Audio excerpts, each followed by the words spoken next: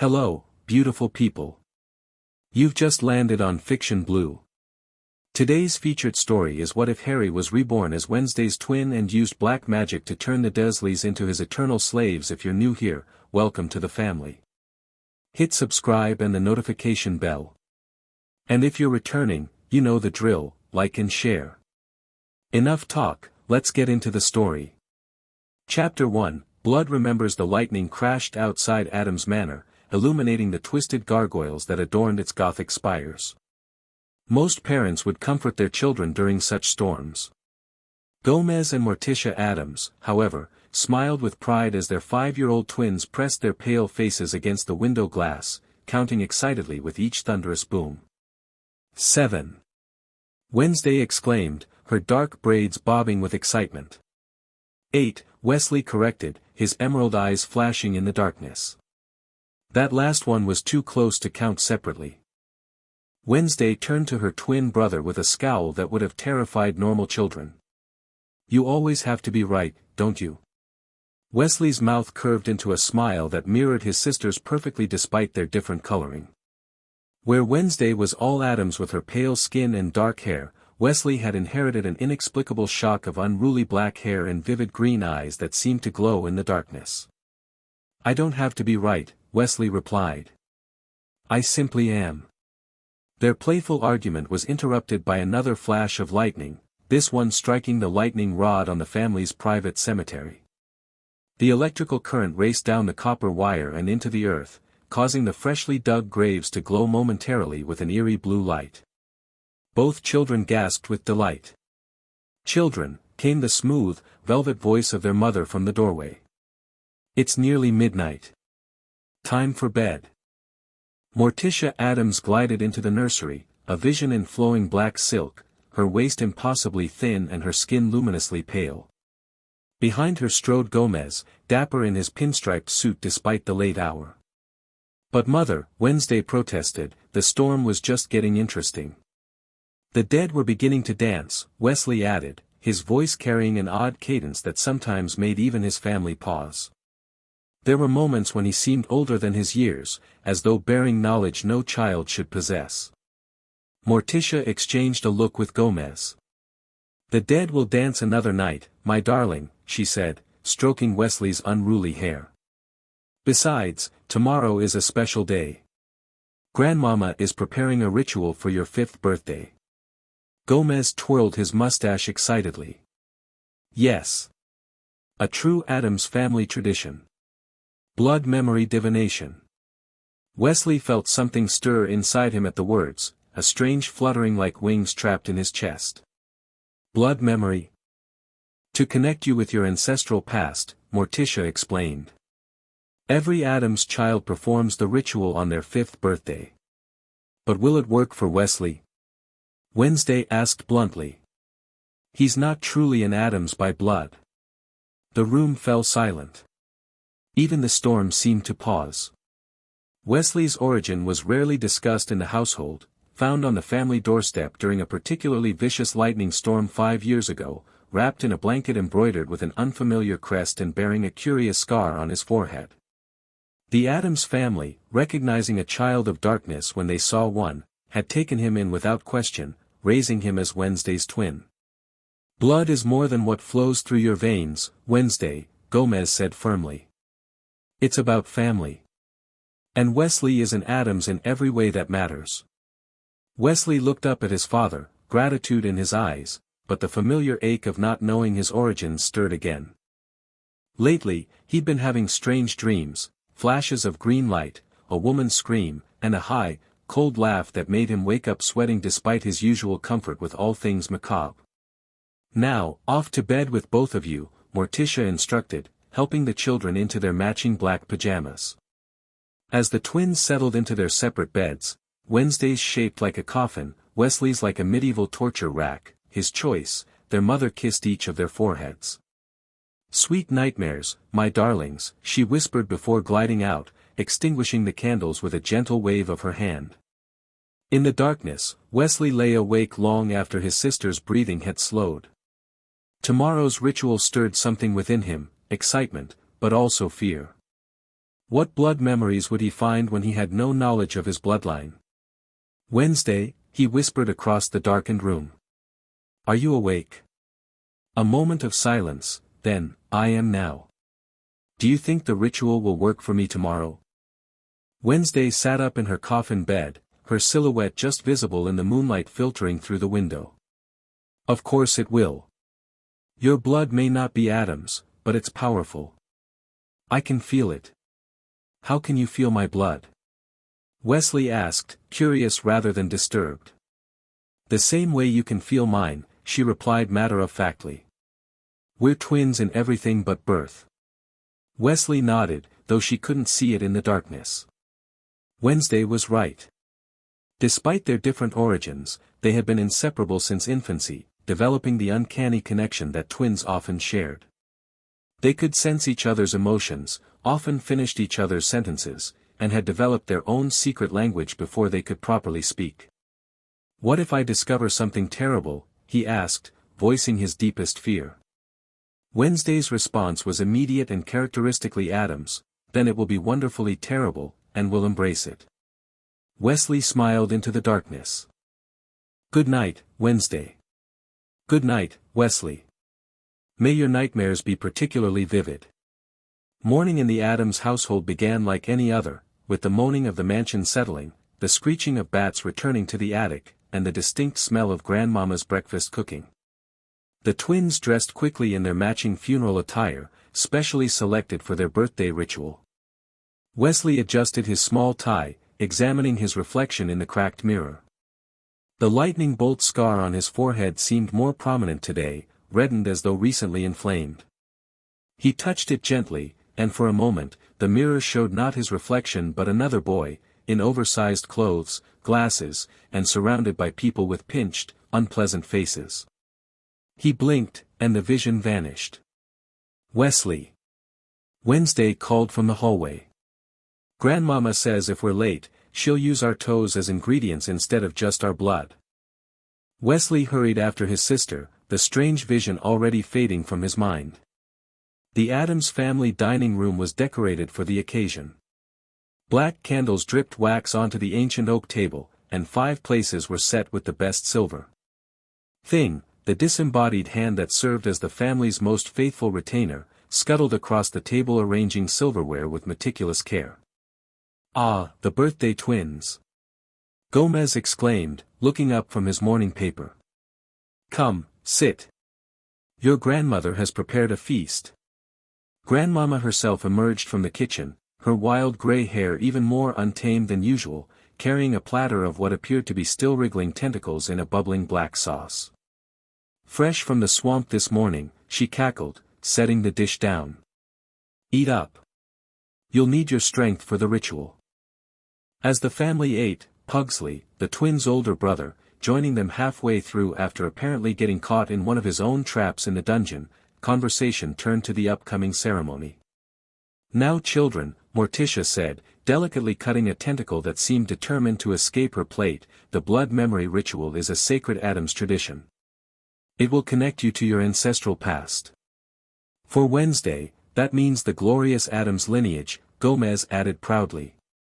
Centuries of delightfully macabre ancestors, from grave robbers to plague doctors. And for Wesley?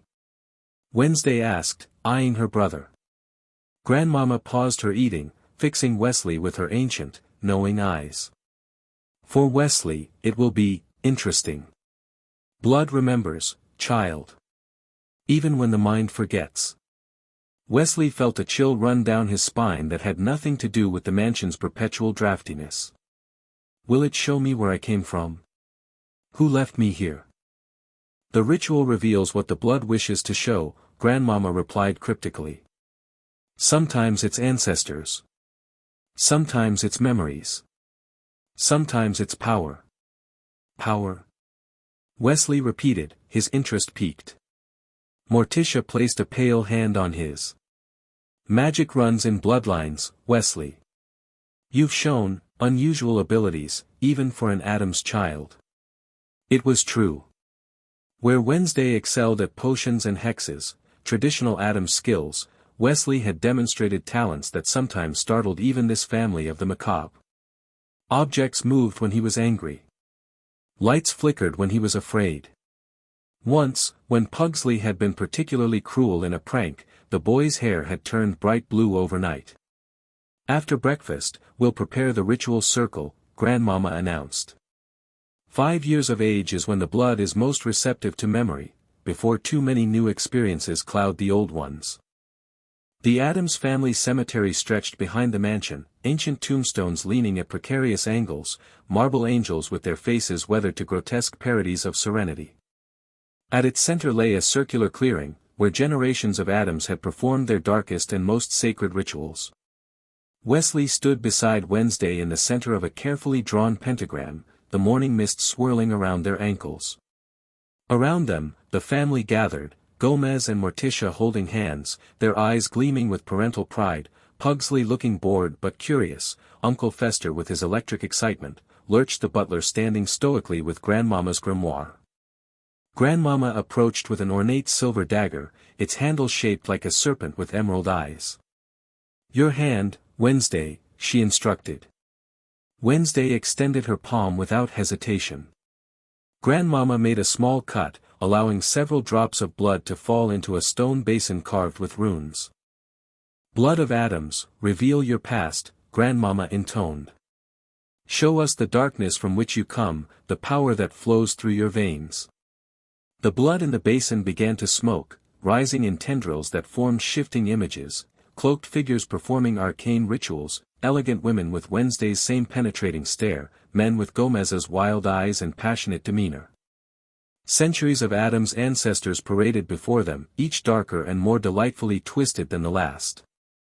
Wednesday watched, entranced, as the blood smoke formed the image of a particularly striking ancestress who seemed to be burning at the stake while casting a curse that made her executioner's skin erupt in boils. "Calpurnia Addams," Morticia whispered proudly. "Your great-great-great-grandmother. They tried to burn her 13 times. Did she survive?" Wesley asked, fascinated. "Of course not, dear," Morticia replied. "But her curse survived for 10 generations." As the last of Wednesday's blood visions faded, Grandmama turned to Wesley. "Your turn, child." Wesley stepped forward, suddenly nervous. He extended his hand, and Grandmama made a similar cut. As his blood dripped into the basin, something strange occurred, the droplets seemed to sizzle on contact, and the stone basin itself cracked slightly. Grandmama's eyes widened. "Powerful blood," she murmured. "Ancient magic. Blood not of Addams but welcomed by darkness," she chanted, her voice taking on a deeper, more resonant quality. "Show us your origins, your power, your destiny." The smoke that rose from Wesley's blood was not the gray mist of Wednesday's vision but a vibrant, emerald green that matched his eyes perfectly. It twisted violently, forming not the stately procession of ancestors that Wednesday had seen but a chaotic series of images, a cottage exploding in green light. A woman with red hair screaming. A tall, thin man with a face like a snake, laughing. And then, most clearly of all, a perfectly ordinary suburban house on a perfectly ordinary street. Number 4, Privet Drive. Inside the house, a horse-faced woman, a massive walrus of a man, and a boy the size of a young whale sat at a kitchen table, eating a massive breakfast while a skinny child with broken glasses served them. "Who are they?" Wednesday asked, staring at the revolting display of normalcy. Wesley couldn't answer. His scar was burning as though branded with hot iron, and more images flashed through the smoke, the skinny boy being chased by the whale child and his friends. The horsewoman shrieking and locking the boy in a cupboard under stairs. The walrus man turning purple with rage, belt in hand. "Dursley," Wesley whispered, the name coming to him from nowhere. "Vernon, Petunia, and Dudley Dursley." The smoke twisted again, showing the same boy, older now, receiving a letter delivered by an owl, only to have it ripped away by the walrus man. Letters pouring down a chimney. A giant breaking down a door. Then, most terrifying of all, the snake-faced man again, raising a wand, green light, pain, and darkness. Wesley screamed, dropping to his knees. The smoke dissipated instantly, and the stone basin shattered completely, fragments scattering across the pentagram. Wesley. Wednesday was at his side instantly, her small hand gripping his. What did you see? He looked up at his family, his real family, their faces concerned but not frightened. Never frightened. Addamses didn't fear darkness, they embraced it. I saw. He struggled to articulate the chaotic visions. I think I saw my death. And the people who would have raised me if I hadn't died. Grandmama knelt beside him, her ancient eyes searching his. Not death, child. Rebirth. The blood remembers your past life. Harry, Wesley whispered, the name feeling both familiar and foreign on his tongue. I was called Harry Potter. Morticia and Gomez exchanged meaningful glances. The scar, Gomez said quietly. I've seen its like before, in certain arcane texts. A cursed scar, Morticia agreed. From the darkest of magics. Wesley touched his forehead, the lightning bolt seeming to pulse beneath his fingers. Those people, the Dursleys, they were supposed to raise me after my parents died. But they hated magic. Hated me. They're alive? Wednesday asked, her voice taking on the dangerous edge that appeared whenever she contemplated vengeance. Wesley nodded slowly. They're alive. And I know where they are. A slow, wicked smile spread across his face, an expression that would have looked disturbing on any 5-year-old but seemed perfectly at home on an Addams, blood relation or not. I think, he said carefully, that I would very much like to meet them. In the days following the blood ritual, Wesley pored over every magical text in the extensive Addams library. His newfound knowledge of his past life burned within him, driving him to understand what had happened and why he had been reborn into the Addams family. Wednesday rarely left his side, her curiosity about her twin's mysterious past life equally intense. Together they searched through grimoires, spellbooks, and forbidden texts that most children their age wouldn't be able to comprehend, let alone be permitted to read. Listen to this, Wesley said one stormy afternoon, his finger tracing a passage in an ancient leather-bound tome. When a soul is severed violently from its body by the most unnatural of magics, it may seek another vessel, particularly one with shared blood or magical affinity. Is that what happened to you? Wednesday asked, leaning closer to examine the faded text. Your soul found us because of magical affinity? Wesley shrugged. Maybe. The Addams family has always attracted darkness. Maybe my soul recognized kindred spirits. What about these Dursley people? Wednesday asked, her tone making the name sound like something foul. Why do you care about them if they're so horrible? Wesley closed the book carefully. Because they exist in a world where I don't. Where Harry Potter died. They get to live their perfectly normal lives, free from the nephew they were supposed to raise. His young face hardened with an expression no 5-year-old should be capable of. It doesn't seem fair. Fairness is overrated, Wednesday replied pragmatically. Vengeance, however. A smile curved Wesley's lips. Exactly. Their research continued, guided occasionally by Grandmama, who seemed both concerned and impressed by Wesley's determination.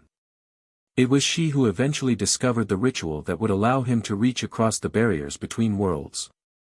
Mirror walking, she explained, showing the twins an illustration in a book so ancient the pages crumbled at the edges. A forgotten art that allows one to step through reflective surfaces into parallel existences. Could I use it to visit the Dursleys? Wesley asked eagerly. Grandmama's wrinkled face creased with concern. Potentially. But mirror walking is dangerous, child. The mirrors don't always lead where you expect, and coming back can be complicated. I'm not afraid, Wesley insisted. You should be, Grandmama replied. That's what makes it worth doing. Under her careful guidance, the twins began preparing for a mirror walking ritual. They gathered the necessary components, quicksilver from the oldest mirrors in the mansion, black candles made from the fat of cemetery toads, and most importantly, something connected to Wesley's past life. "The scar is part of you," Grandmama explained. "But we need something external, something that bridges both worlds." Wesley frowned, trying to remember what had been found with him on the doorstep. "The blanket I was wrapped in." Morticia, who had joined their research, nodded. "Yes, with that curious crest. I've preserved it all these years." From a cedar chest in the attic, Morticia retrieved a small baby blanket, faded but still showing traces of an embroidered crest, a shield divided into quadrants with a lion, serpent, badger, and eagle. "This is powerful," Grandmama murmured, running her gnarled fingers over the embroidery. "I can feel the magic woven into its very threads." That night, as a full moon rose over the Addams mansion, the family gathered in the conservatory where the largest mirror stood, an ornate Victorian piece with a silver frame shaped like entwined serpents. The glass was slightly warped with age, giving reflections a disturbing, distorted quality that the Addamses particularly appreciated. Wesley stood before it, dressed in ceremonial black robes that Morticia had altered from an Addams family heirloom. Around his shoulders was draped the baby blanket, feeling strangely warm against his skin. Wednesday stood beside him, insisting on participating despite Grandmama's warnings. "We're twins," she had declared. "Where he goes, I go." The adults had relented, knowing better than to separate the pair when they had set their minds to something. Gomez lit the black candles placed in a semicircle around the mirror while Grandmama drew complex symbols on the floor with a mixture of crushed herbs and what appeared to be blood. "Remember," Morticia instructed the twins, kneeling to look them in the eyes. "This is observation only. You are to look, not touch. The mirror world is unstable for travelers, especially young ones." "We promise, Mother," Wednesday said solemnly, crossing her heart with a finger. Wesley nodded his agreement, though something in his eyes suggested his intentions might not be so passive. Grandmama began the incantation, her voice rising and falling in an ancient tongue that predated Latin. The candle flames grew taller, changing color from yellow to deep purple. The mirror's surface rippled like disturbed water.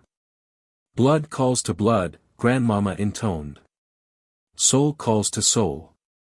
Wesley Addams, once Harry Potter, stepped through the veil of worlds and seek that which was lost. Wesley approached the mirror, Wednesday's hand firmly clasped in his. Their reflections wavered, shifting until they showed not the conservatory behind them but a perfectly ordinary suburban street, the houses all identical except for their numbers. "Privet Drive," Wesley whispered, recognizing it instantly though he had never physically been there. "Now, children," Grandmama instructed, "press your hands to the glass and focus on where you wish to go." The twins reached forward in unison. As their palms touched the cool surface, it gave way like water, rippling around their hands. Wednesday gasped but didn't pull back. "Number 4, Wesley said clearly. "Show me the Dursleys." The mirror's surface swirled, colors bleeding into one another until a new image formed, a living room with ugly floral furniture, a large television, and dozens of photographs featuring a tremendously fat child in various poses, but none of the skinny boy from Wesley's visions. In an armchair sat Vernon Dursley, even larger than in the blood visions, reading a newspaper and occasionally shouting comments to someone in another room. From the kitchen came Petunia Dursley, carrying a tray of tea and biscuits, her horse-like face set in a pinched expression of permanent disapproval. Seeing them in the mirror, so real and substantial, Wesley felt a surge of emotion, hatred mixed with a strange sense of loss for a life he had never actually lived but somehow remembered. "They look perfectly horrible," Wednesday observed with clinical disgust. "Utterly normal. The worst kind of people," Wesley agreed. As they watched, the Dursleys were joined by their son, Dudley, now about 7 years old and so fat he seemed to waddle rather than walk. He immediately began complaining about the number of biscuits, demanding more. "They seem happy," Wesley said quietly. "Happy that I'm not there. Happy that Harry Potter died and they never had to take me in." Wednesday squeezed his hand. "What do you want to do about it?" Wesley stared at the domestic scene, his young face hardening with determination that belied his years. I want them to pay. I want them to know what it's like to be powerless, to be controlled, to be treated like something less than human. The mirror's surface rippled again, responding to his heightened emotions. The scene shifted, showing the cupboard under the stairs where, in another life, he would have slept. Empty now, used only for storage. Wesley, Morticia called, noticing the darkening of the candle flames. Your emotions are affecting the spell. Remember, observation only. But Wesley wasn't listening. Something was building inside him, a power he had felt in flashes before but never so strongly. His scar began to glow faintly, and the mirror's surface bubbled like boiling silver. They deserve punishment, he whispered, and the mirror seemed to pulse in agreement. Before anyone could stop him, Wesley pulled Wednesday forward, and together they stepped directly into the mirror. The last thing they heard was the family's collective gasp as the mirror's surface sealed behind them, leaving only an ordinary reflection of an empty conservatory. Stepping through the mirror felt like passing through a curtain of ice-cold water. For a moment, Wesley couldn't breathe, couldn't see, couldn't feel Wednesday's hand in his. Then, with a sensation like surfacing from deep underwater, they were standing in the Dursleys' living room. The Dursleys themselves froze in shock, teacups halfway to mouths, biscuit crumbs falling from Dudley's open jaw. Vernon Dursley was the first to recover, his face turning an impressive shade of puce. What the devil, how did you get in here? Wesley smiled, a smile that would have looked perfectly at home on Gomez Addams's face but seemed deeply unsettling on a 5-year-old boy. Hello, Uncle Vernon. Aunt Petunia. Dudley. I believe we were meant to meet under different circumstances. Petunia's teacup crashed to the floor. You look like, her eyes fixed on Wesley's scar, visible beneath his unruly hair. Like my father? Wesley suggested. Or perhaps you're noticing this. He pushed his hair back, fully revealing the lightning bolt. Petunia let out a strangled noise somewhere between a gasp and a scream. Impossible. He's dead. They told us he died with his parents. Harry Potter did die, Wesley agreed calmly. I am Wesley Addams now. But the blood remembers, Aunt Petunia. And so do I. Vernon had risen from his chair, face purpling further. I don't know what kind of sick joke this is or how you got into our home, but you'll leave immediately before I call the police. Wesley ignored the threat, turning to Wednesday who was examining the room with unconcealed disgust. What do you think, sister? Is this what passes for decoration among normal people? It's revolting, Wednesday replied flatly. No cobwebs, no sense of decay or history. Just mass-produced mediocrity. Vernon lunged forward, grabbing for Wesley's arm. Now see here, you little, he never finished the sentence. As his fingers closed around Wesley's wrist, a surge of magic erupted between them.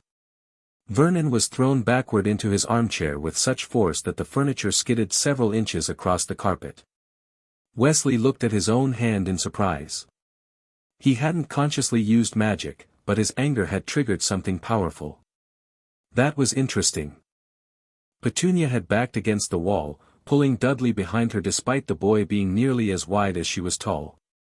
What do you want? She whispered, fear making her voice tremble. What do I want? Wesley repeated, considering the question. I want you to understand what it would have been like. In another world, you raised me, or rather, you neglected, starved, and abused me. You treated me like a servant while spoiling your own son. You locked me in a cupboard and told me my parents died in a car crash rather than murdered by a dark wizard. Dark wizard? Dudley squeaked, peering around his mother. There's no such thing as wizards. Wednesday fixed him with her cold stare. Your cousin was meant to be one of the most powerful wizards of his generation. What does that make us, I wonder? Vernon had recovered enough to speak, though he didn't attempt to stand. We never asked for any of this. Dumbledore left him on our doorstep without so much as a by your leave. We never wanted anything to do with that freakish world. At the mention of Dumbledore, Wesley felt a flash of recognition, though he couldn't place the name. Yet in another reality, you took me in. And made my life miserable for it. He stepped closer to Vernon, and despite being a small child, something in his bearing made the large man shrink back. I've spent weeks researching a very special spell, Uncle Vernon. One that will ensure you understand exactly how it feels to be powerless. Wednesday moved to stand beside her twin, reaching into her pocket to produce a small vial of black liquid. Blood binding, she explained to the terrified Dursleys. An ancient Addams family specialty. Wesley took the vial, uncorking it carefully. Normally, this would require several complex rituals, but my blood and yours, he looked at Petunia, share certain properties that make the connection stronger. You're insane, Vernon whispered. All of you freaks are completely mad.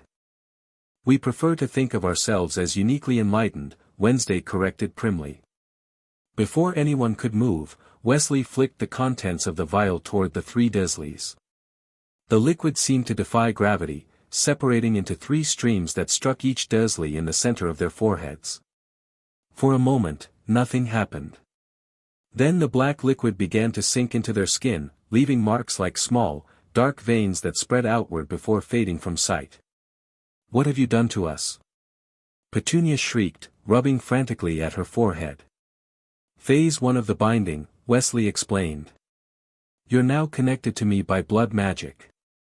I can feel what you feel, see through your eyes if I choose. Vernon lurched to his feet. I'll have you arrested. Wesley raised a hand, and Vernon's voice cut off mid-sentence. The large man clutched at his throat, eyes bulging. Silence, Wesley commanded softly. You'll speak when I permit it. To his surprise and delight, Vernon actually obeyed, though his face reflected his horror at his own compliance. The full binding isn't complete, Wednesday informed them.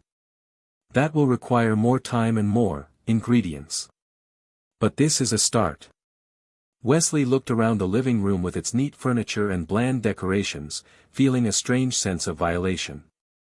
This place, in another life, would have been a prison to him. These people would have been his jailers. We'll be back, he promised the Dursleys. This was just an introduction. A taste of what's to come. He reached for Wednesday's hand, and together they backed toward the large mirror hanging over the fireplace. Its surface rippled in welcome as they approached. Wait! Petunia called, finding her voice at last. If you were, Harry Potter, then you should know. Your mother. Lily. What happened to her wasn't my fault. Wesley paused, something stirring in his memories. A flash of red hair, a gentle voice. We'll discuss my mother next time, Aunt Petunia. I have many questions you'll answer truthfully, whether you wish to or not. He stepped backward into the mirror, pulling Wednesday with him. The last thing they saw was the three Dursleys huddled together, their expressions a mixture of fear, confusion, and, in Petunia's case, a strange, haunted look that suggested she knew far more than she had ever revealed. The return through the mirror was more jarring than the departure. The twins tumbled onto the conservatory floor, gasping as though they'd run a great distance. The candles had burned down to stubs, and the Addams family stood around them in a protective circle, clearly having attempted various methods to retrieve them. Children! Morticia exclaimed, helping them to their feet. You've been gone for hours. Hours? Wesley echoed in surprise. It felt like minutes. Time moves differently between reflections, Grandmama explained, examining them both for injuries. What happened? What did you do? Wednesday smiled her rare, sharp smile. Wesley began a blood binding on the Dursleys. The adults exchanged alarmed glances. A blood binding? Gomez repeated. Wesley, that's extremely advanced dark magic. Even for an Addams. It worked, Wesley said simply. They obeyed my commands. I could feel the connection forming. Grandmama placed her gnarled hands on Wesley's shoulders, her expression serious. Child, blood magic of that nature always has a price. Especially when performed by one so young, with untrained power. What kind of price? Wednesday asked, curious rather than concerned. Bindings work both ways, Morticia explained gently. You've created a connection that flows in both directions. They are bound to you, but you are also bound to them. Wesley frowned. I don't feel bound to them. I feel like they're mine to control. For now, Grandmama cautioned. But magic seeks balance. The stronger your hold becomes, the stronger the backlash could be. Wesley considered this, but in his mind, he kept seeing the Dursleys' frightened faces, the way Vernon had been forced to obey him. It had felt right. It had felt like justice. I'm not finished with them, he said firmly. This was just the beginning. Gomez knelt beside his son, mustache twitching with both concern and pride. My boy, an Addams never starts what they cannot finish. If you're determined to pursue this path, we will guide you. But remember, the darkest magic requires the strongest will. And the clearest purpose, Morticia added. Vengeance for its own sake is fleeting. What do you truly want from these people? Wesley looked up at his parents, his real parents, who had loved and accepted him despite his mysterious origins, who had never locked him away or treated him with anything but affection. I want them to serve me, he said eventually. As they should have served Harry Potter. I want them to know what it means to be helpless, to live at another's whim. And I want answers about my birth parents, about the magic that killed them and somehow brought me here. Morticia nodded, satisfied with his answer. Then we will help you achieve these goals, properly and thoroughly. An Addams never does anything by half measures. As the family moved to the dining room for a late supper, discussing the next steps in Wesley's plan, none of them noticed the mirror behind them rippling slightly, or the brief image that appeared in its depths, a tall, bearded man in half-moon spectacles, looking troubled as he adjusted a wand in his hand. Miles away in Surrey, Vernon Dursley was trying and failing to call the police. Each time he reached for the telephone, his hand would stop, trembling, inches from the receiver. Petunia sat at the kitchen table, a cold cup of tea before her, staring at nothing while absently rubbing her forehead where the black liquid had entered her skin. And in a castle far to the north, hidden from ordinary view, magical instruments on an old wizard's desk began to whir and spin, indicating disturbances in spells long thought dormant, protection spells centered on a boy believed dead for years. In the days following their visit to Privet Drive, Wesley spent every waking hour in the Addams family library, poring over ancient texts about blood magic and binding rituals. Wednesday was his constant companion, her practical mind helping to refine his somewhat chaotic approach to magical theory. The problem, she explained one afternoon as they sat surrounded by grimoires, is that you've only established a preliminary connection. For complete control, we need something more tangible from each of them. Wesley nodded, absently touching his scar, which had been intermittently painful since their mirror-walking adventure. Hair, blood, or tears, according to Grandmama's book on sympathetic magic. Blood would be strongest, Wednesday confirmed. But more difficult to obtain without another visit. They were interrupted by Lurch, the family's imposing butler, who entered the library with a silver tray bearing a letter. The envelope was made of heavy parchment, sealed with dark red wax stamped with an intricate M. Mail, Lurch groaned, his cavernous voice echoing in the library's vaulted ceiling. Wesley took the letter curiously. Who's it from?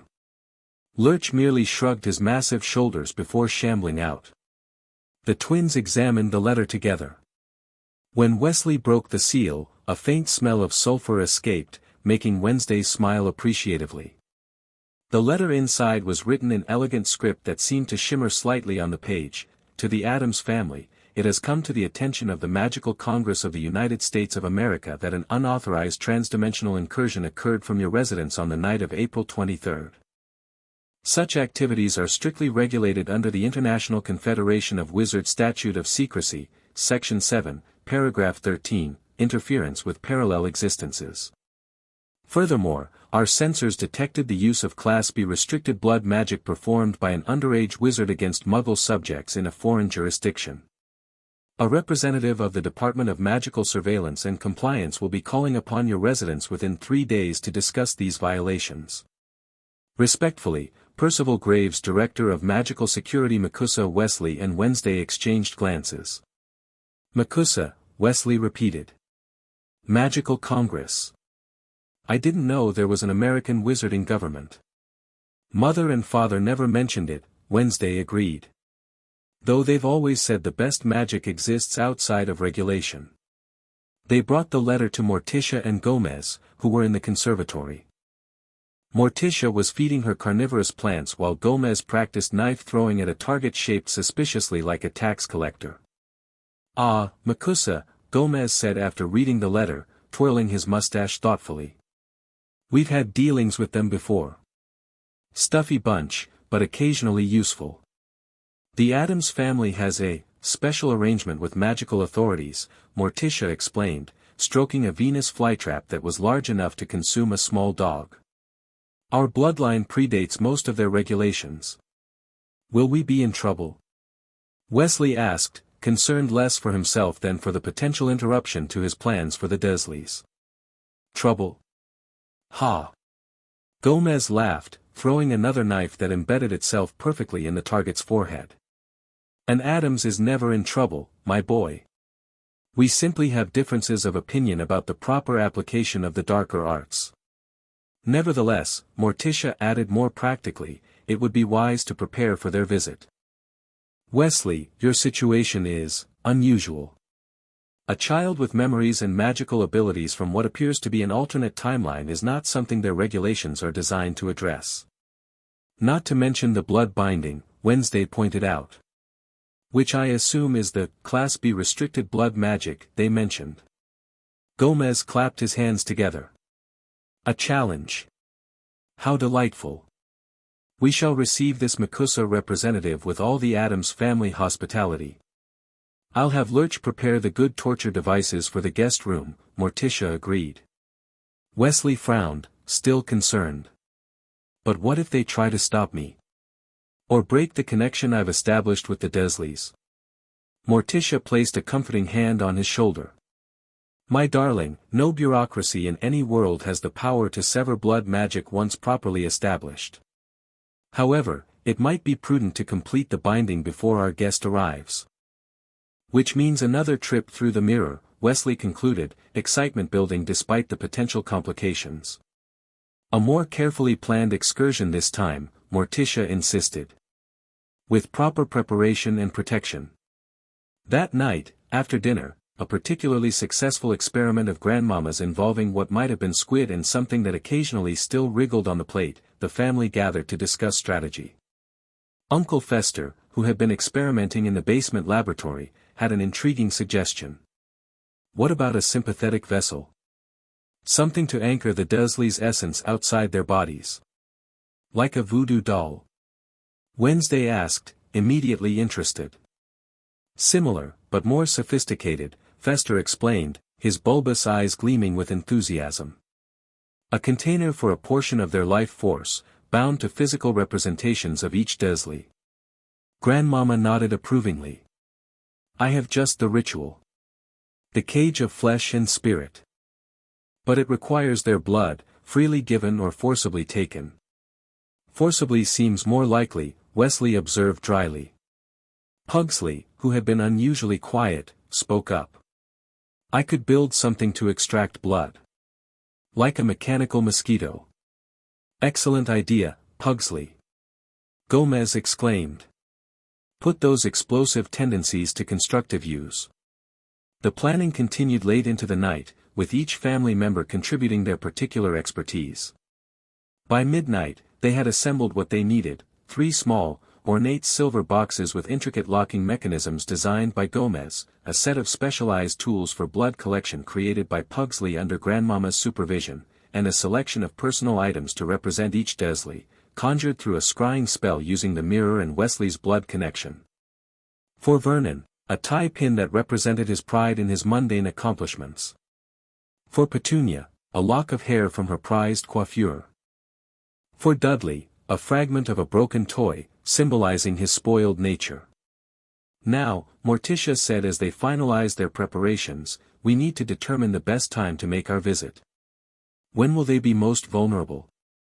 Wesley closed his eyes, focusing on the tenuous connection he had established. With concentration, he could sense vague impressions from the Dursleys, particularly Petunia, whose blood connection to him was strongest. Sunday morning, he said finally, opening his eyes. They'll be preparing for church. Vernon thinks attending makes them appear respectable to the neighbors. Appearances, Wednesday scoffed. The last refuge of the truly dreadful. Sunday it is, Gomez declared. We shall conduct our business while they're preoccupied with their pitiful attempts at piety. As the family dispersed to make their individual preparations, Wesley lingered in the library, studying a particular text that had caught his attention, a slim volume bound in what appeared to be human skin, titled Magic Most Malevolent, a compendium of curses for the truly vengeful. One passage in particular resonated with him: the greatest revenge is not that which destroys the body, but that which enslaves the will while leaving the mind intact to comprehend its own subjugation. That was what he wanted for the Dursleys, not death or even physical suffering, but the complete loss of autonomy they would have inflicted on Harry Potter. A fitting symmetry that appealed to his sense of justice. Wednesday found him there, curled in a window seat with the book open on his lap. Without a word, she joined him, leaning against his shoulder to read the passage that had captured his attention. Perfect, she said simply. Wesley nodded. They'll remain exactly who they are, perfectly ordinary, perfectly horrible people. But they'll be mine to command. Our servants. Our slaves. Eternal? Wednesday asked, a hint of concern in her voice. That's a significant commitment. Wesley considered this. Until I decide otherwise.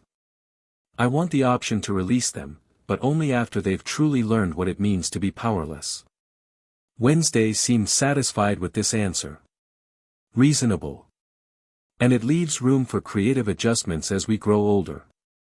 The twins sat in comfortable silence for a while, watching as lightning began to flash outside, illuminating the family graveyard where generations of Addamses rested.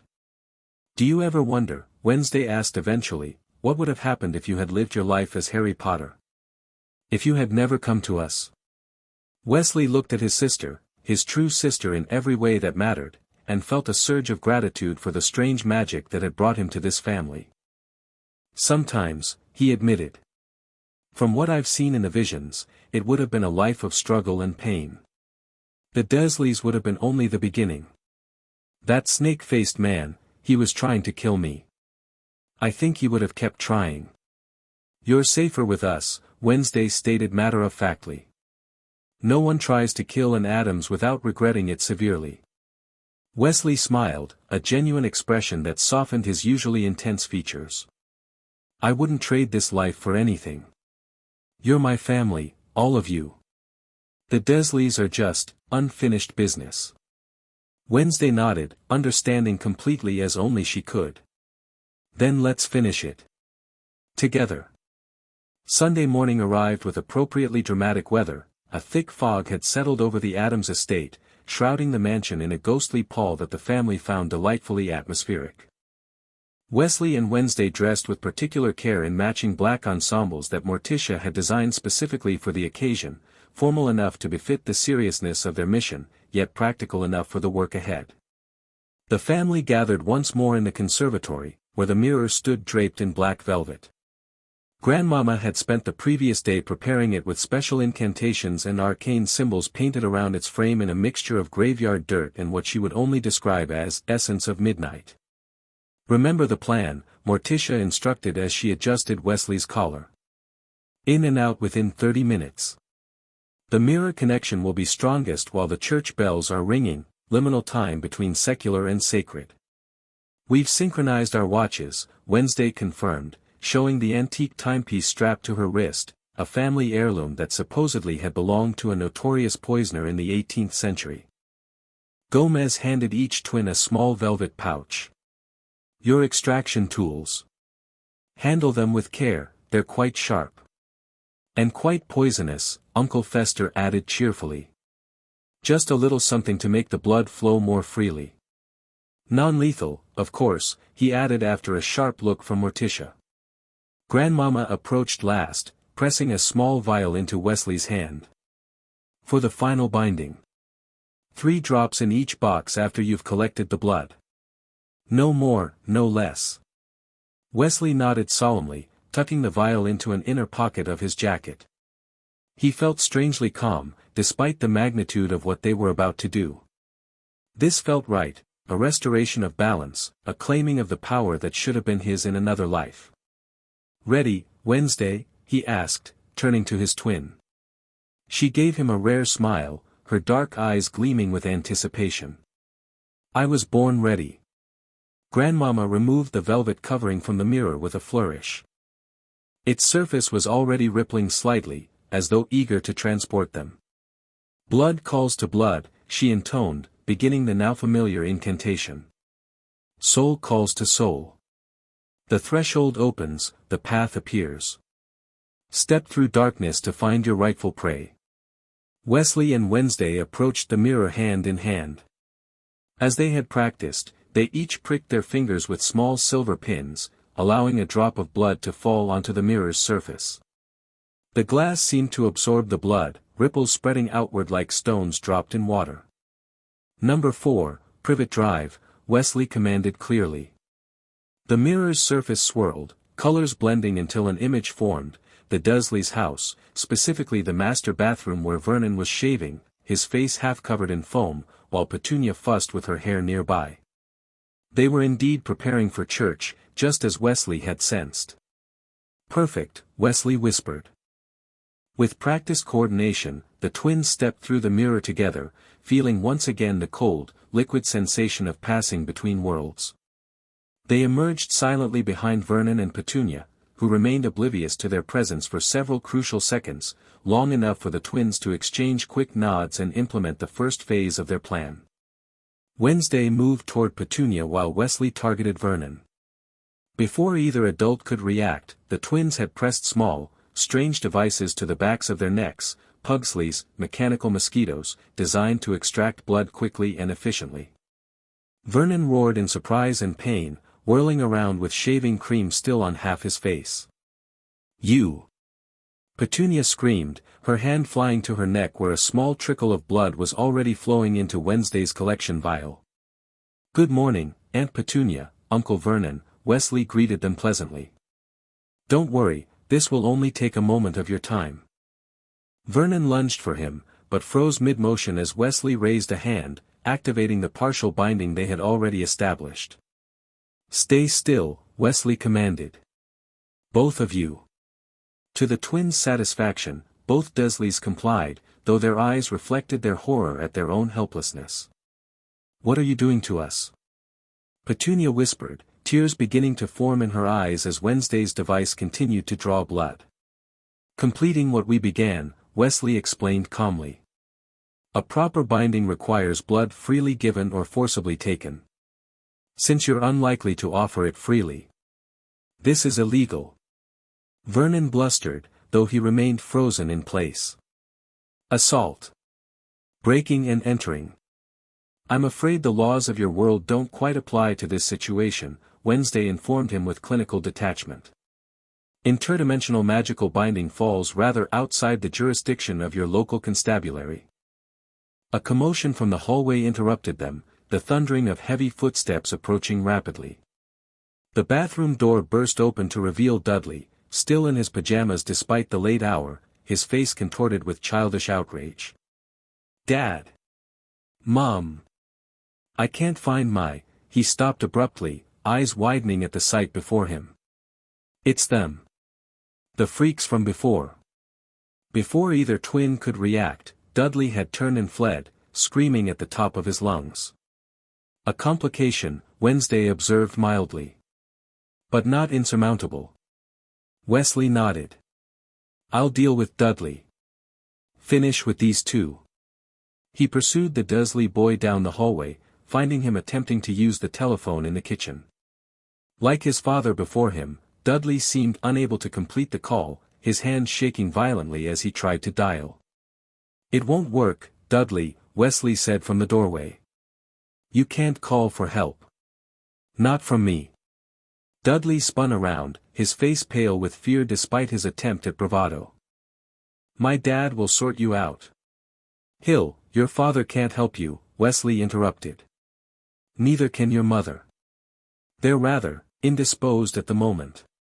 He approached slowly, removing one of Pugsley's devices from his pocket. "This won't hurt much, I promise. And afterward, things will be much simpler for all of you. Stay away from me." Dudley backed against the wall, grabbing a heavy cricket bat that had been leaning nearby. Wesley stopped, studying the larger boy thoughtfully.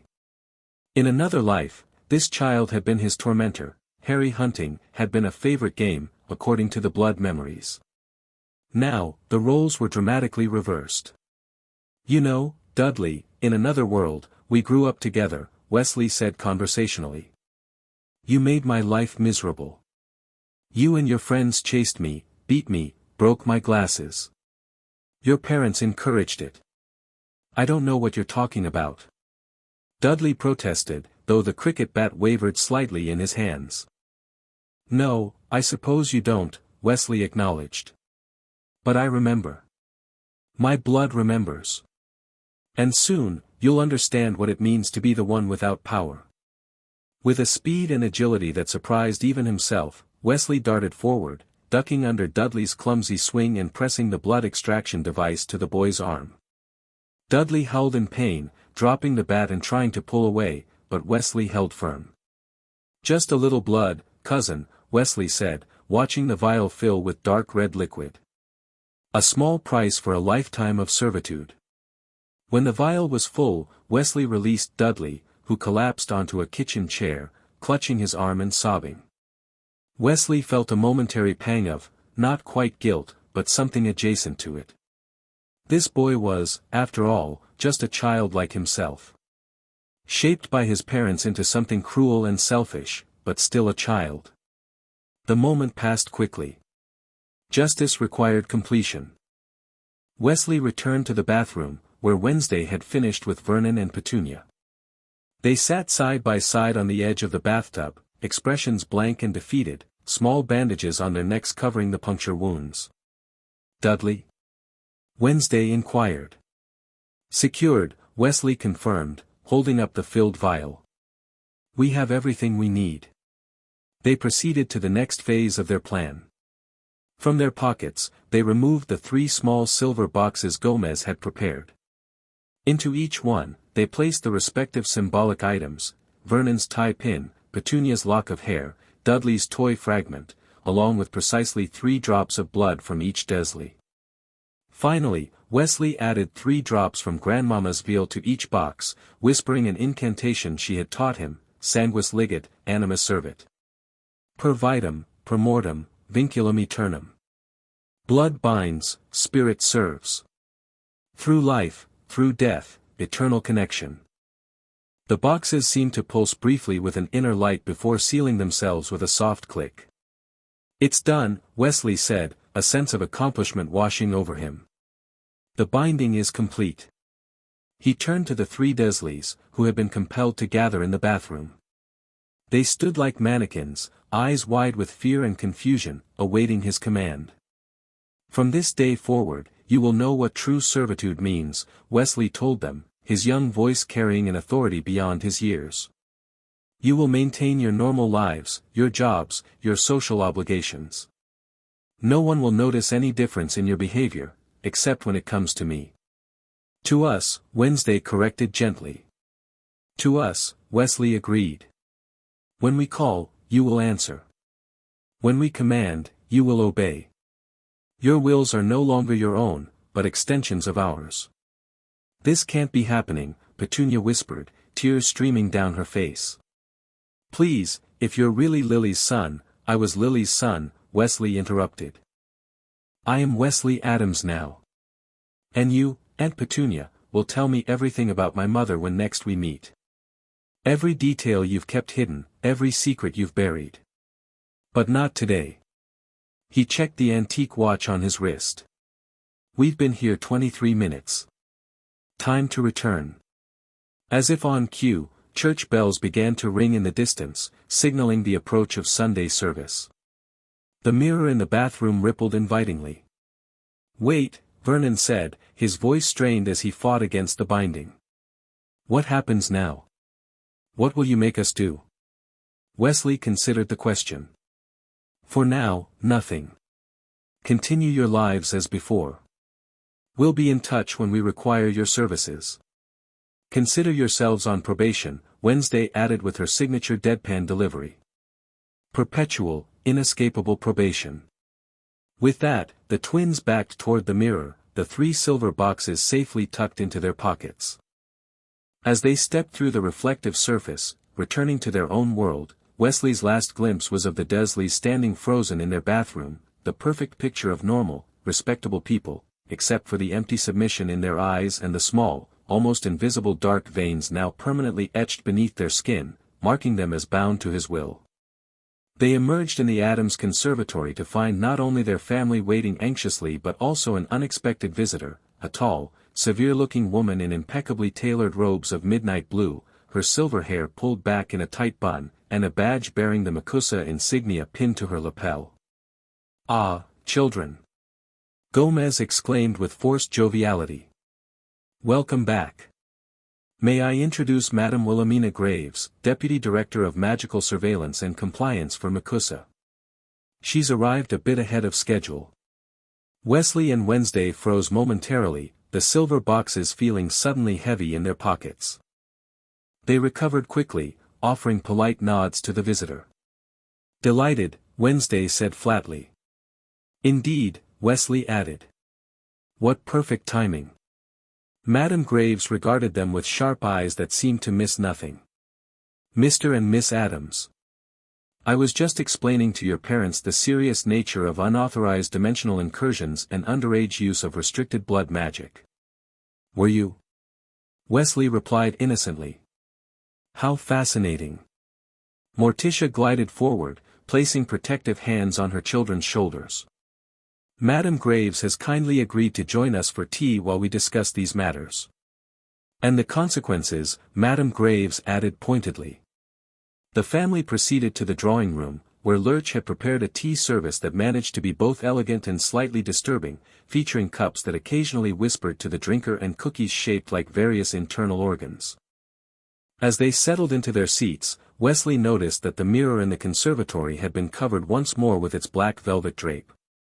He wondered if the macabre official had arrived in time to witness their return or merely its aftermath. "Now then," Madame Graves began, accepting a cup of tea from Lurch with remarkable composure despite the butler's intimidating appearance, "perhaps you children would like to explain your recent activities." Wednesday and Wesley exchanged glances, a silent communication passing between them. "I'm afraid we don't know what you mean," Wednesday replied smoothly. "Dimensional travel," Madame Graves clarified. "Blood magic performed on non-magical persons in a foreign jurisdiction. Ring any bells?" Wesley decided on a partial truth. "I've been exploring my origins," he explained. "I recently discovered through a blood memory ritual that I was born in another reality, I suppose you could say. As someone named Harry Potter." A flicker of recognition passed across Madame Graves' face at the name, confirming Wesley's suspicion that the wizarding worlds were connected in ways he didn't yet understand. "Harry Potter," she repeated carefully. "That's a name of some significance in British wizarding circles." "So I've gathered," Wesley replied. "Though I don't know much about it yet. Only that in that world, I was meant to live with my aunt and uncle after my parents were murdered." "And you felt the need to visit these relatives?" Madame Graves pressed. "Wouldn't you be curious?" Wednesday interjected. "If you discovered you had another life, another family?" Gomez leaned forward, his expression uncharacteristically serious. "Madame Graves, surely you can appreciate the unique circumstances here. My son has discovered an extraordinary connection to another world. As his family, we've supported his exploration of that heritage. While breaking at least 7 international magical laws, Madame Graves pointed out. Morticia set down her teacup with a delicate clink. The Addams family has always had special dispensation regarding certain magical practices. Our bloodline predates your Congress by several centuries. Those dispensations, Madame Graves countered, do not extend to dimensional incursions or performing blood magic on non-magical persons without consent. Wesley felt the situation slipping away from them. The binding ritual was complete, but discovery now could lead to complications he hadn't prepared for. He needed to redirect the conversation. Madame Graves, he said carefully, what exactly do you know about Harry Potter? The question seemed to catch her off guard. That's not relevant to, I think it is, Wesley insisted. If I was someone important in that world, shouldn't I know about it? About why someone tried to kill me as a baby? About why I somehow ended up here instead? Madame Graves studied him for a long moment, her professional demeanor softening slightly. The case of Harry Potter is complex. He was indeed targeted by a dark wizard of immense power when he was an infant. His parents were killed, but somehow, he survived the killing curse, something previously thought impossible. He became known as the boy who lived. And then, some years later, he disappeared from his relatives' home. Most in the British wizarding community believe he died. But I didn't die, Wesley said softly. I was reborn here. As Wesley Addams. A charged silence filled the room. Even Wednesday seemed affected by the gravity of the revelation. That would appear to be the case, Madame Graves acknowledged eventually. Which makes your situation unprecedented. Grandmama, who had been quietly observing until now, spoke up. The boy has a right to know his history, his heritage. To connect with the world he came from. Through authorized channels, Madame Graves insisted. Not through unsupervised dimensional travel and certainly not through blood binding ordinary people. Wesley felt a chill. She knew about the binding specifically, which meant she had been monitoring them more closely than they'd realized. The binding was necessary, he said firmly. Those people, the Dursleys, they would have mistreated me terribly. I saw it in the blood memories. They deserved what they got. Vengeance is not for a child to decide, Madame Graves replied, though her tone suggested a certain reluctance to condemn him entirely. In the Addams family, Morticia interjected smoothly, we believe in nurturing our children's natural talents and instincts. Wesley has shown remarkable aptitude for blood magic. Should we suppress that gift? Madame Graves sighed, a sound of professional frustration mixed with personal uncertainty. What's done is done. The question now is how to proceed. She set down her teacup and straightened in her chair. Here is what I can offer. Macusa will not pursue penalties for these violations on the condition that all further exploration of Wesley's connection to the Potter universe occurs under supervision. We can arrange proper, regulated contact with the British Ministry of Magic regarding his status. And the Dursleys? Wesley asked cautiously. Madame Graves fixed him with a stern look. The binding should be reversed. No, Wesley said flatly. That's not negotiable. A tense silence fell over the room. Wesley felt Wednesday shift slightly closer to him on the settee, a silent show of solidarity. Perhaps, Gomez suggested diplomatically, a compromise. The binding could be modified to be less comprehensive. Limited in scope and duration. Wesley considered this. The most important part, establishing his power over the Dursleys, had been accomplished. The details could potentially be adjusted without undermining his ultimate goal. I could agree to restrictions, he said carefully. No physical harm. No commands that would endanger them or others. A time limit of 10 years. 5, Madame Graves countered. 7, Wednesday suggested. A magically significant number. Madame Graves seemed to wrestle with the offer, duty warring with practicality. Finally, she nodded. 7 years, with the conditions you specified, and regular monitoring by Macusa to ensure compliance.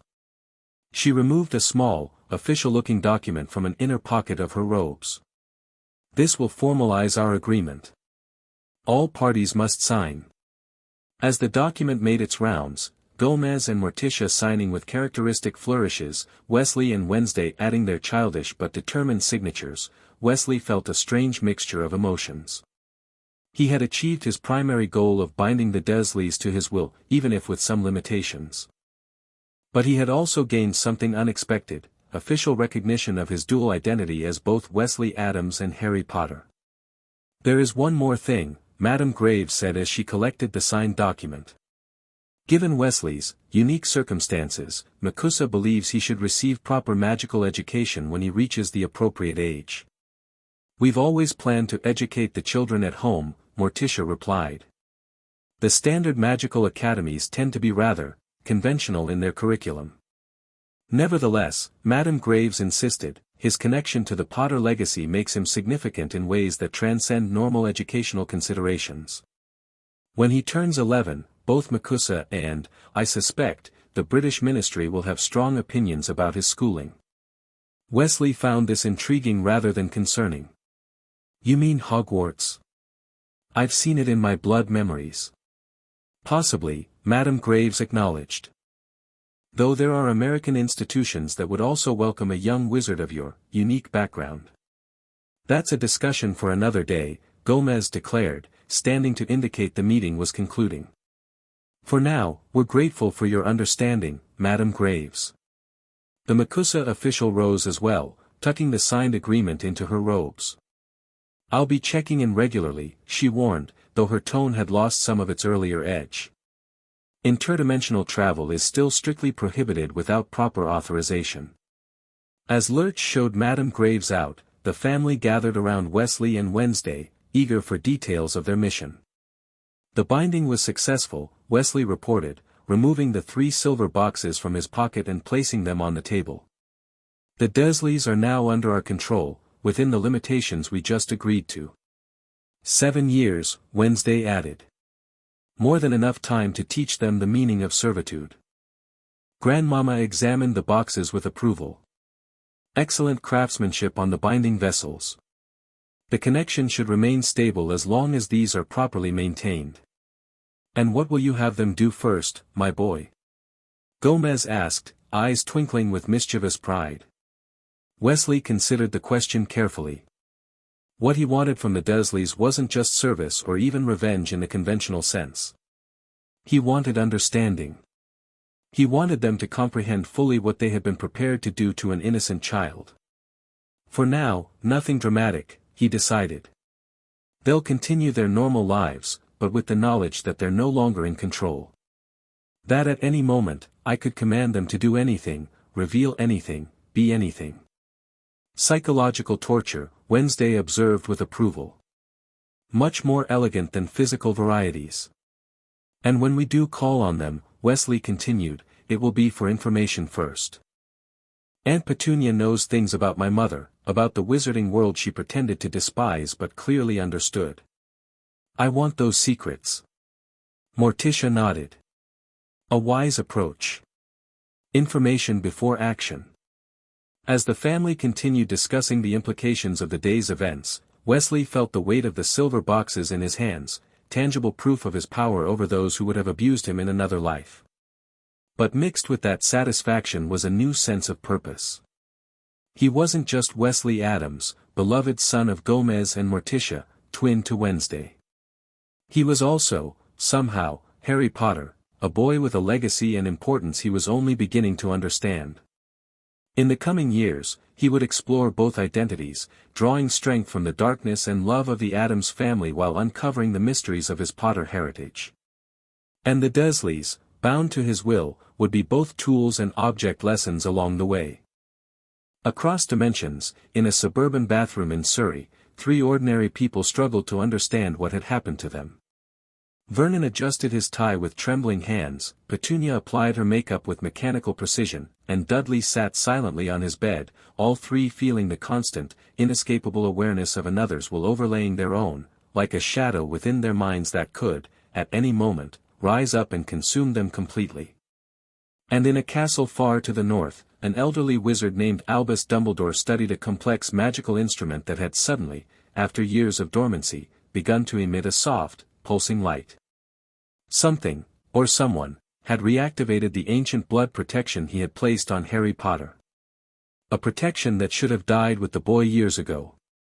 Curious, Dumbledore murmured, stroking his long silver beard.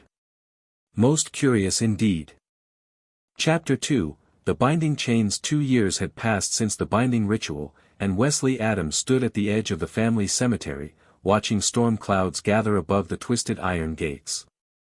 At 7 years old, he had grown taller but remained slender, his emerald eyes more intense than ever beneath his perpetually unruly black hair.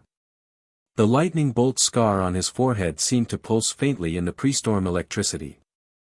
Beside him, Wednesday looked equally contemplative, her dark braids stirring in the rising wind.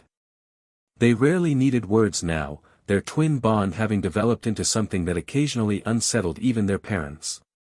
"They're resisting again," Wesley said finally, eyes still fixed on the approaching storm. "I can feel it." Wednesday nodded. "Vernon especially. His will is surprisingly stubborn for such an ordinary man." Wesley flexed his fingers, feeling the connection to the 3 silver boxes hidden beneath the floorboards in his bedroom. The Dursleys' binding remained intact, but over the past months, he'd sensed occasional flickers of rebellion, futile attempts to break free of his control. "Perhaps it's time for another demonstration," he suggested. "To remind them of their place." "What did you have in mind?" Wednesday's voice carried that particular tone that meant she was already 3 steps ahead in planning. Before Wesley could answer, they heard approaching footsteps, too light for Lurch, too measured for Gomez. They turned to find Grandmama making her way toward them, a large black umbrella in one hand and an ancient, leather-bound book in the other. "Plotting mischief on this fine pre-storm afternoon?" she asked, her weathered face creasing into a knowing smile. "Just considering our options regarding the Dursleys," Wesley replied. Grandmama nodded sagely. "I thought as much. That's why I brought this." She held out the book. "Found it in the sub-basement archives. Might be useful for your particular project." Wesley accepted the tome carefully. Its cover bore no title, only a symbol that seemed to shift and change as he looked at it, sometimes resembling chains, sometimes a labyrinth. "What is it?" he asked, already feeling a strange resonance with the book. "A treatise on sympathetic bondage," Grandmama explained. "Written by an Addams ancestor who specialized in enslaving her enemies rather than simply eliminating them. Esmeralda Addams, charming woman, kept a court of former suitors who had spurned her, all bound to her will." Wednesday leaned closer, her interest piqued. "Does it contain more advanced binding techniques?" "Indeed," Grandmama confirmed. "The simple blood binding you performed is just the beginning. With practice and the right ingredients, you can refine the connection, make it more specific, more comprehensive, or more creative." Wesley opened the book carefully, the ancient pages crackling beneath his fingers. The text was written in a spidery hand, with illustrations that seemed to move slightly when viewed from the corner of one's eye. "Thank you, Grandmama," he said sincerely. "This is exactly what we need." The old woman patted his cheek affectionately. "Just be careful, child. Remember what I told you about blood magic, the price is always paid, one way or another." As Grandmama shuffled back toward the house, the twins exchanged excited glances. "Library?" Wednesday suggested. Immediately, Wesley agreed. They spent the remainder of the afternoon poring over Esmeralda's grimoire, discovering techniques that made their initial binding seem crude by comparison.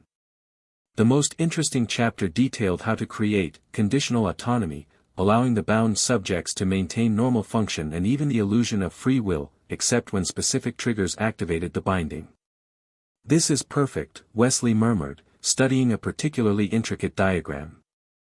"We can let them live their tedious lives normally, except when we need them." "More sophisticated than constant control," Wednesday agreed. "And less likely to attract attention from magical authorities." That last point had become increasingly important. True to her word, Madame Graves made regular visits to monitor Wesley's activities, and their mailbox occasionally contained stern reminders about the terms of their agreement. The threat of more severe intervention from Macusa remained a constant background concern. A crash of thunder announced the storm's arrival, rain beginning to lash against the library windows.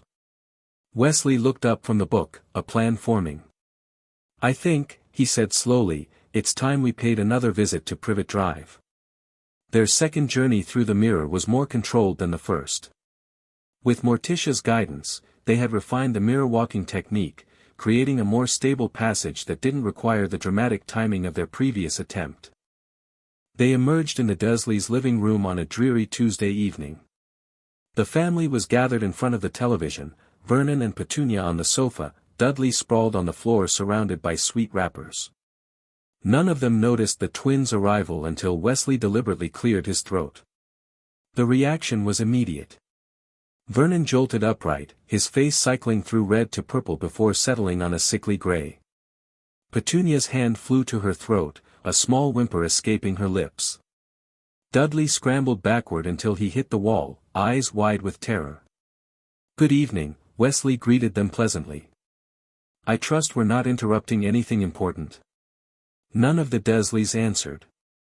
Their eyes tracked the twins' movements with the wary terror of prey animals in the presence of predators. "Cat got your tongues?" Wednesday asked, her expression blandly curious. "Or is this how you normally greet family?"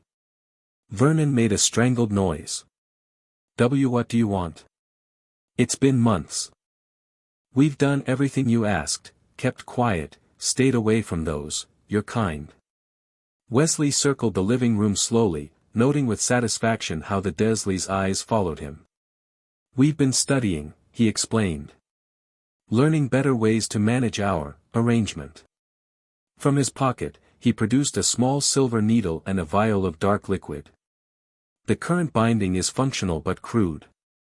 Tonight, we're going to refine it." "No." Petunia found her voice at last, half rising from the sofa before freezing as Wesley raised an eyebrow. "Please, we've cooperated." "We haven't told anyone, and you won't," Wednesday interrupted. "That's rather the point of a binding. But my brother believes the current arrangement could be more elegant." Wesley approached Vernon first, who seemed torn between the instinct to flee and the binding's compulsion to obey. "This won't hurt," Wesley assured him, uncapping the vial. "Much." He dipped the needle into the vial, coating it with the dark liquid, then reached for Vernon's hand. The large man was trembling but unable to pull away. "A single drop of blood," Wesley explained, pressing the needle to Vernon's finger. "Combined with the essence of night-blooming hemlock and grave soil from the Addams family cemetery." As the needle pierced skin, Vernon gasped, not from the minor pain but from the cold sensation that spread up his arm. Wesley collected the resulting droplet of blood, adding it to the vial and swirling it 3 times counterclockwise. He repeated the process with Petunia and then Dudley, neither of whom resisted. The ritual was simpler than their initial binding but somehow more intimate, more precise. When all 3 blood samples had been collected and mixed, Wesley poured a drop of the mixture onto each Dursley's forehead, reciting words from Esmeralda's grimoire, Vinculum raffinatum, voluntas separata. In silentio servis, in voce mea resurges. Bond refined, will divided. In silence you serve, at my voice you rise. The effect was subtle but immediate. The constant tension in the Dursleys' postures eased, their expressions becoming less fearful and more neutral. Their eyes, which had been clouded with terror and resistance, cleared to reveal their normal selves. What happened?" Dudley asked, sounding more like a normal child than the twins had ever heard. "I've refined your binding," Wesley explained. "You'll live your lives normally, with the illusion of free will. You'll even forget about our arrangement, until I call for you." "You mean we can just go back to normal?" Vernon asked cautiously, hope warring with suspicion in his voice. "As normal as you ever were," Wednesday confirmed. "But when Wesley activates the binding, you'll be completely his to command. And afterward, you won't remember what happened during that time. Petunia's eyes narrowed slightly. So we won't know when you're controlling us? That's worse, not better. Wesley smiled, impressed by her insight. Perhaps. But it's more efficient. And more merciful than leaving you constantly aware of your subjugation. Unless, of course, you prefer constant awareness, Wednesday added with a small, cold smile. That could be arranged. Vernon shook his head quickly. No. This is fine. Wesley nodded, satisfied. Good. Now, there's one more adjustment to make. He removed 3 small silver discs from his pocket, each engraved with the same symbol that had adorned Esmeralda's book. These will allow for distance activation. One by one, he pressed the discs against each Dursley's chest, directly over their hearts. The metals seemed to melt into their skin, disappearing completely but leaving a faint, silvery mark like a scar. There, Wesley said, stepping back to admire his work. Now I can call on you from anywhere. And you'll answer, whether you want to or not. Is that all?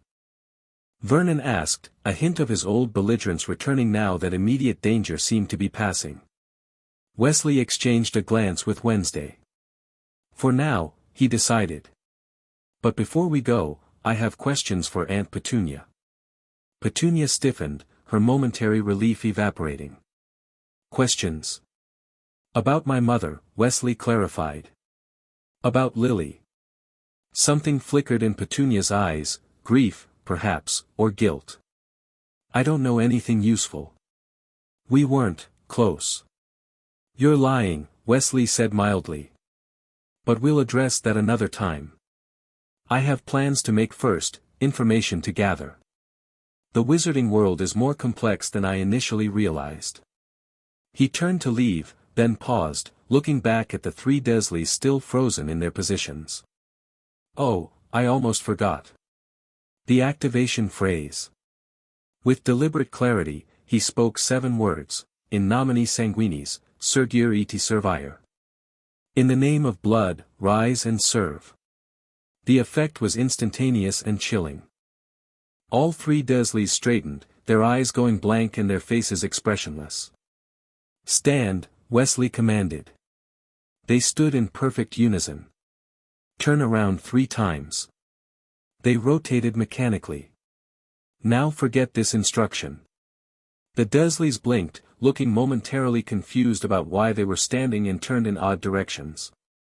Perfect, Wesley murmured, genuinely impressed with Esmeralda's techniques. To the Dursleys, he added, to release you, libertas usque ad vocem. Freedom until the voice. Life and animation returned to their faces, the clouded confusion clearing. We'll be in touch, Wednesday informed them as she and Wesley backed toward the large mirror over the mantelpiece. Do enjoy your illusion of normalcy. As they stepped through the reflective surface, Wesley's last glimpse was of the Dursleys huddled together, their expressions a complex mixture of relief and dread, aware they'd been granted a reprieve but equally aware it was temporary and conditional. Back at Addams Manor, Wesley and Wednesday discovered they had returned to unexpected company. Seated in the drawing room with their parents were Madame Graves from Macusa and a man they didn't recognize, tall and imposing with salt-and-pepper hair and a neatly trimmed beard. His robes were of a different cut than the American witches, more formal and traditional, with subtle embroidery along the edges. Children, Morticia called, her voice giving nothing away. Come join us. We have guests. The twins approached cautiously, noting the tension in the room despite Gomez's apparently relaxed posture as he puffed on his cigar. Madame Graves, Wesley acknowledged with a polite nod. We didn't expect you until next week. The Macusa official's expression was stern. Clearly.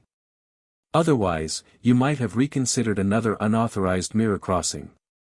The stranger studied Wesley with intense interest, his dark eyes lingering on the lightning bolt scar. Remarkable, he murmured. The resemblance is unmistakable.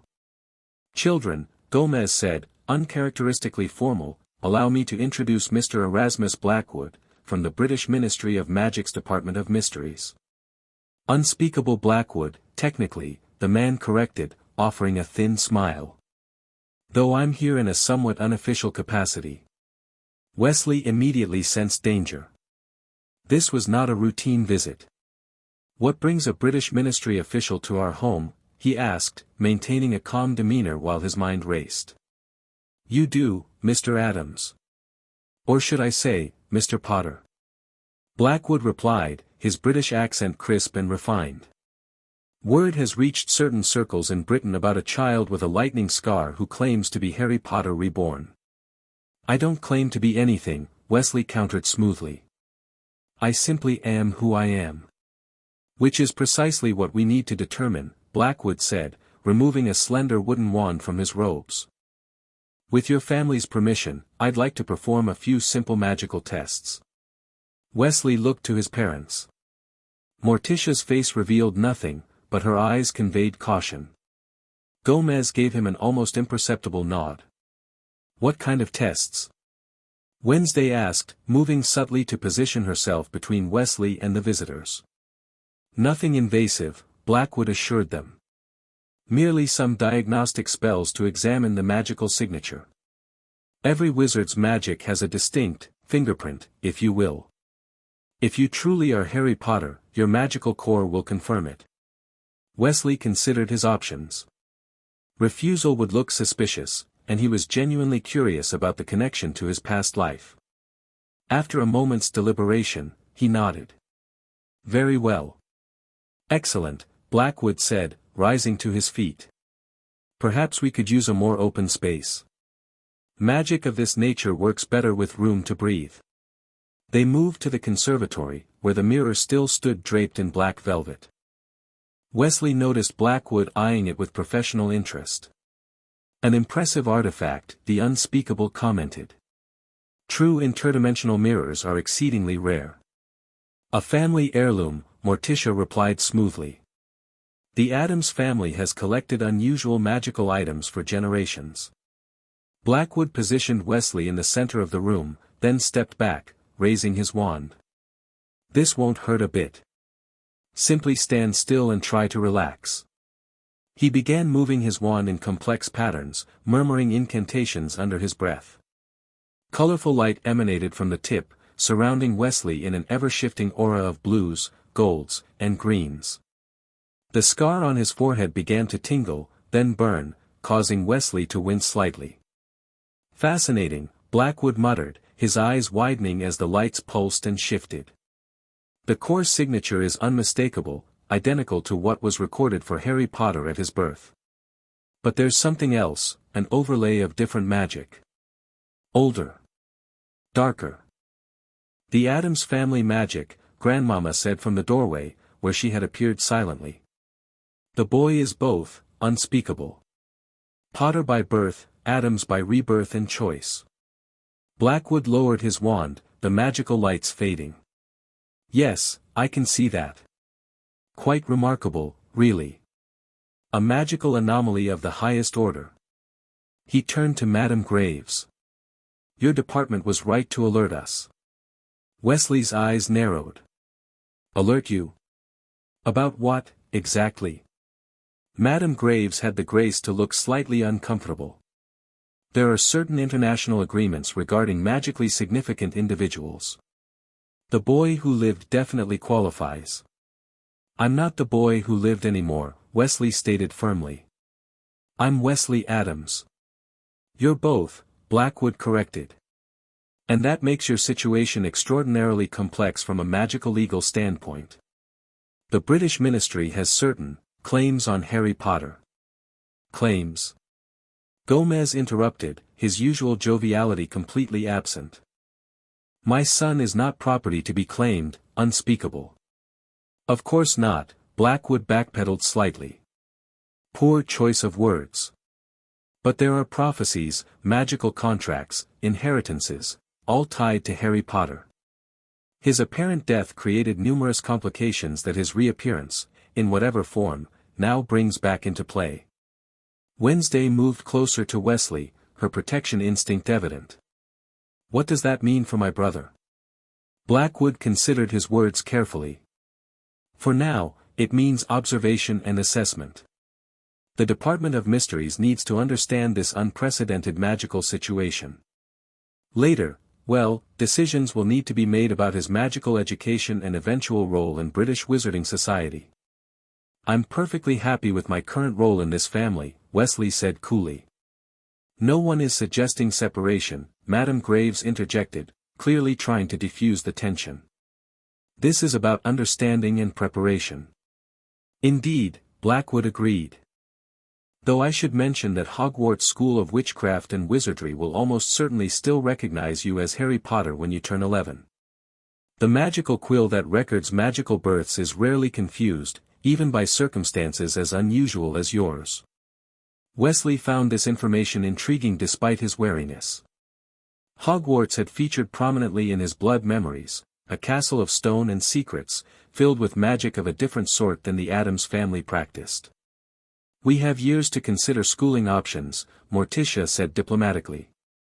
For now, perhaps we could continue this discussion over dinner. Grandmama has prepared her special strangled squid. The conversation over dinner was tense but informative. Wesley learned more about the Wizarding World structure, the International Confederation of Wizards that govern magical cooperation between countries, the separate ministries with their different approaches to magical regulation, and the continuing significance of Harry Potter in British magical society. The night your parents died, Blackwood explained between cautious bites of Grandmama's cooking, something extraordinary happened. The Dark Lord Voldemort, the most powerful dark wizard in generations, tried to kill you after murdering your parents. The curse rebounded, apparently destroying him while leaving only that scar. Apparently. Wednesday picked up on the qualification immediately. Blackwood hesitated. There are theories that he wasn't completely destroyed. Rumors of a spirit form, seeking ways to return. Nothing confirmed, of course. And if these rumors were true, Wesley asked carefully, would this Dark Lord still want to kill me? The silence that followed was answer enough. Which is precisely why your situation requires careful handling, Blackwood finally said. If you are indeed Harry Potter Reborn, which the magical tests confirm, then you remain a person of significant interest to various factions.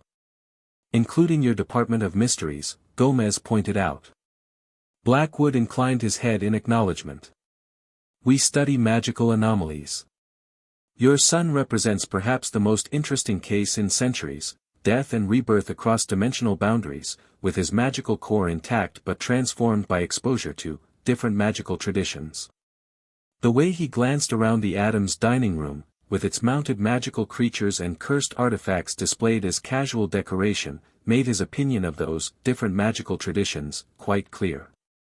I sense you have a proposal, unspeakable Blackwood, Morticia said, cutting to the heart of the matter. Indeed, Mrs. Addams, Blackwood confirmed.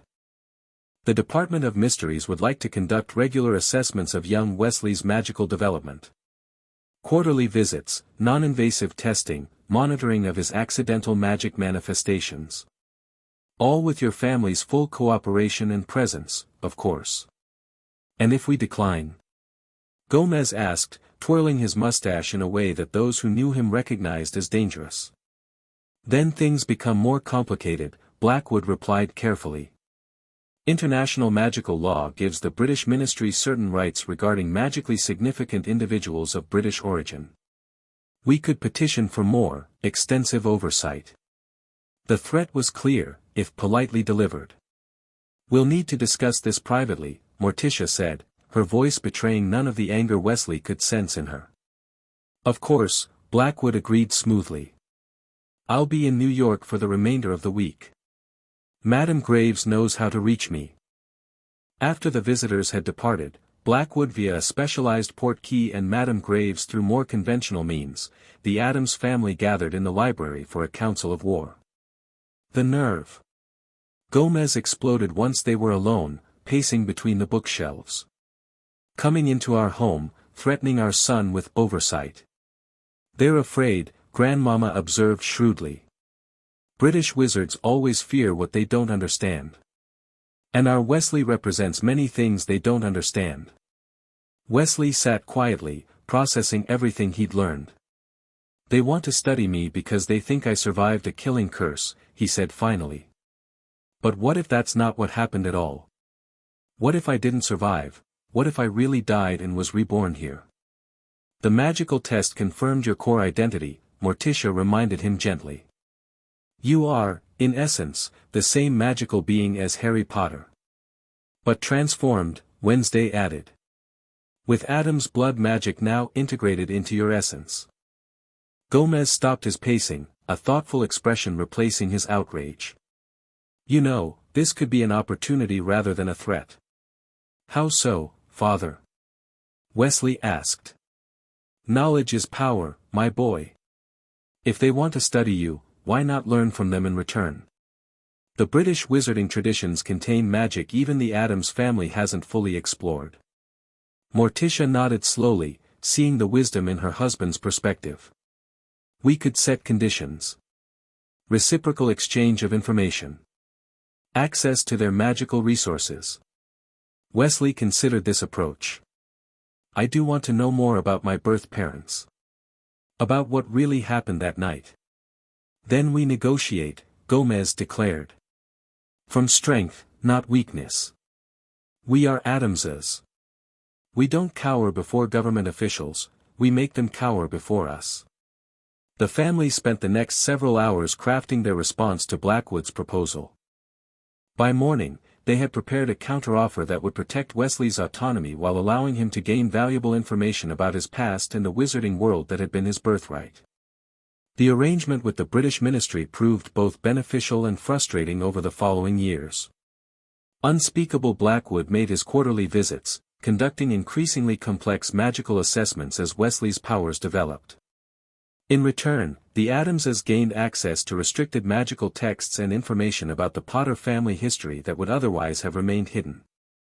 Wesley learned about his birth parents, James Potter, a pure-blood wizard from an ancient family, and Lily Evans, a Muggle-born witch of extraordinary talent.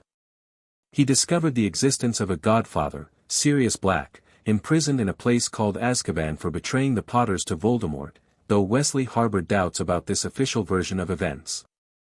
Most significantly, he began to understand the complexity of his magical nature. As Blackwood explained during one assessment session shortly after Wesley's 9th birthday, your core magical signature remains Potter, but it's now interwoven with something older, blood magic that predates modern wizardry. The Addams family practices magic that most of the wizarding world has forgotten or deliberately abandoned. Is that bad? Wesley had asked, genuinely curious. Blackwood had considered his answer carefully. Not bad, per se. But different. Potentially more powerful in certain ways, but less controllable. The wand-based magic we teach at institutions like Hogwarts channels and focuses magical energy. The blood magic you're learning, well, it operates by different rules entirely. This explanation had fascinated Wesley, who immediately doubled his efforts to master both magical traditions, practicing basic wand movements with a training wand Blackwood had reluctantly provided, while continuing his studies of the darker arts under Grandmama's tutelage. Throughout these developments, his control over the Dursleys remained a carefully guarded secret. Neither Blackwood nor Madame Graves ever mentioned the blood binding again, apparently assuming that Wesley had modified it as agreed. In truth, he had merely refined it further, making it virtually undetectable to standard magical scans. He used his power sparingly but effectively. Occasionally, he would activate the binding simply to check its functionality, commanding the Dursleys to send him detailed reports about their lives or to perform small, symbolic tasks that reminded them of their servitude without disrupting their daily routines. Once, when Blackwood had been particularly condescending during an assessment, Wesley had quietly activated Vernon's binding and commanded him to donate a significant sum to an obscure magical charity, just because he could. The man's bank statement, which arrived via regular mail a week later, addressed to Wesley in Vernon's own handwriting, had provided considerable satisfaction. As their 10th birthday approached, Wednesday had begun questioning these occasional exercises of power. Not from moral objection, but from practical concern. "Don't you worry about diminishing returns," she asked one evening as they practiced potion-making in the playroom they had converted to a laboratory. "Using them for trivial tasks seems wasteful." Wesley measured powdered mandrake root carefully before adding it to their bubbling cauldron. "It's not about the tasks themselves. It's about maintaining the connection. Blood magic requires reinforcement." Wednesday stirred the potion precisely 13 times counterclockwise. "Still, we should be developing a more substantial purpose for them. The binding won't last forever, remember our agreement with Makusa." She had a point. Nearly half the allotted 7-year period had elapsed. If Wesley wanted to extract maximum benefit from the Dursleys, he needed a comprehensive plan. "What would you suggest?" he asked, valuing his twin's strategic mind. Wednesday considered the question as she adjusted the flame beneath their cauldron. "Information gathering. The Dursleys live in proximity to the wizarding world, whether they acknowledge it or not. Petunia, especially, knows more than she admits. They could be our eyes and ears in Britain." Wesley nodded slowly, seeing the potential. "Especially with the rumors Blackwood mentioned, about Voldemort potentially returning. If strange things start happening in the Muggle world, the Dursleys might notice." "Precisely," Wednesday confirmed.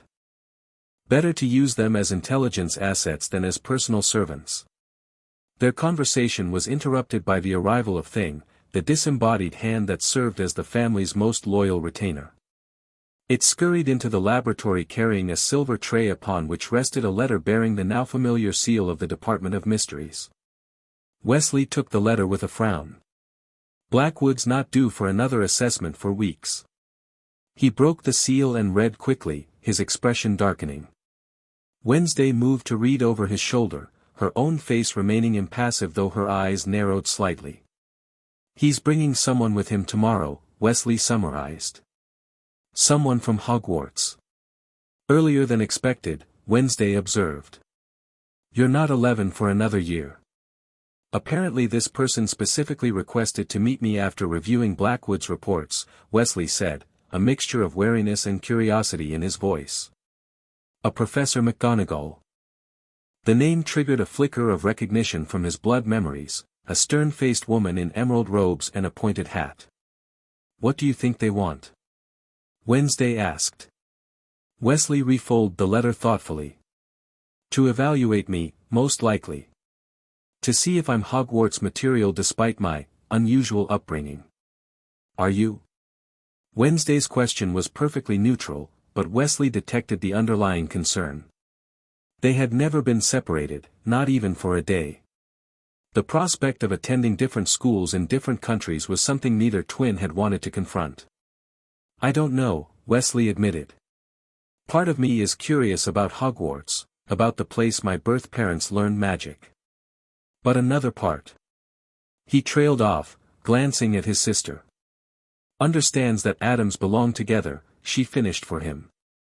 They worked in silence for several minutes, completing their potion, a concoction of their own devising that combined elements of traditional wizarding brewing with Addams family innovations. The result was a liquid that shifted colors continuously, from deepest black to iridescent purple. "Whatever happens," Wesley said finally as they bottled their creation, "we decide together. No magical school is worth being separated." Wednesday nodded, a rare smile briefly crossing her features. "Agreed. Besides, I doubt Hogwarts is prepared for what happens when an Addams walks their halls." Professor Minerva McGonagall was everything Wesley's blood memories had suggested, tall, imposing, with her dark hair pulled into a tight bun and an expression that suggested she rarely encountered situations she couldn't manage through sheer force of will. Her emerald robes were impeccably tailored, and she carried herself with unmistakable authority. What the memories hadn't conveyed was the flicker of emotion in her eyes when she first saw Wesley, a complex mixture of shock, grief, and something like hope quickly masked behind professional composure. "Mr. Addams," she greeted him formally, though Wesley noticed she almost said Potter instead. "Thank you for agreeing to meet with me." The Addams family had received their visitors in the formal drawing room, with Gomez and Morticia seated regally on the love seat, Wednesday beside Wesley on the smaller sofa, and Grandmama occupying her favorite wingback chair. Uncle Fester and Pugsley had been banned from attendance after Morticia caught them attempting to rig an accidental explosion to test the visitors' reflexes. "We're always delighted to entertain distinguished magical educators," Morticia replied smoothly. "Especially those with connection to my son's heritage." McGonagall's gaze hadn't left Wesley.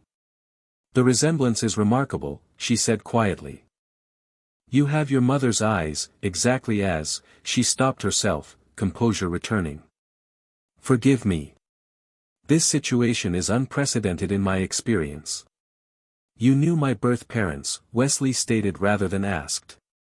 McGonagall nodded. "I taught them both at Hogwarts.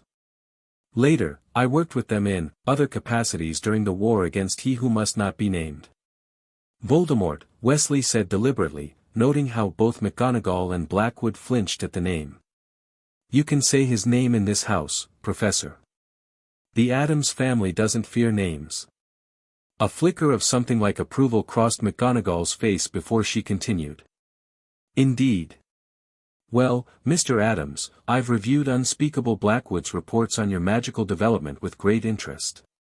Your case presents unique questions regarding magical education." "Questions of eligibility?"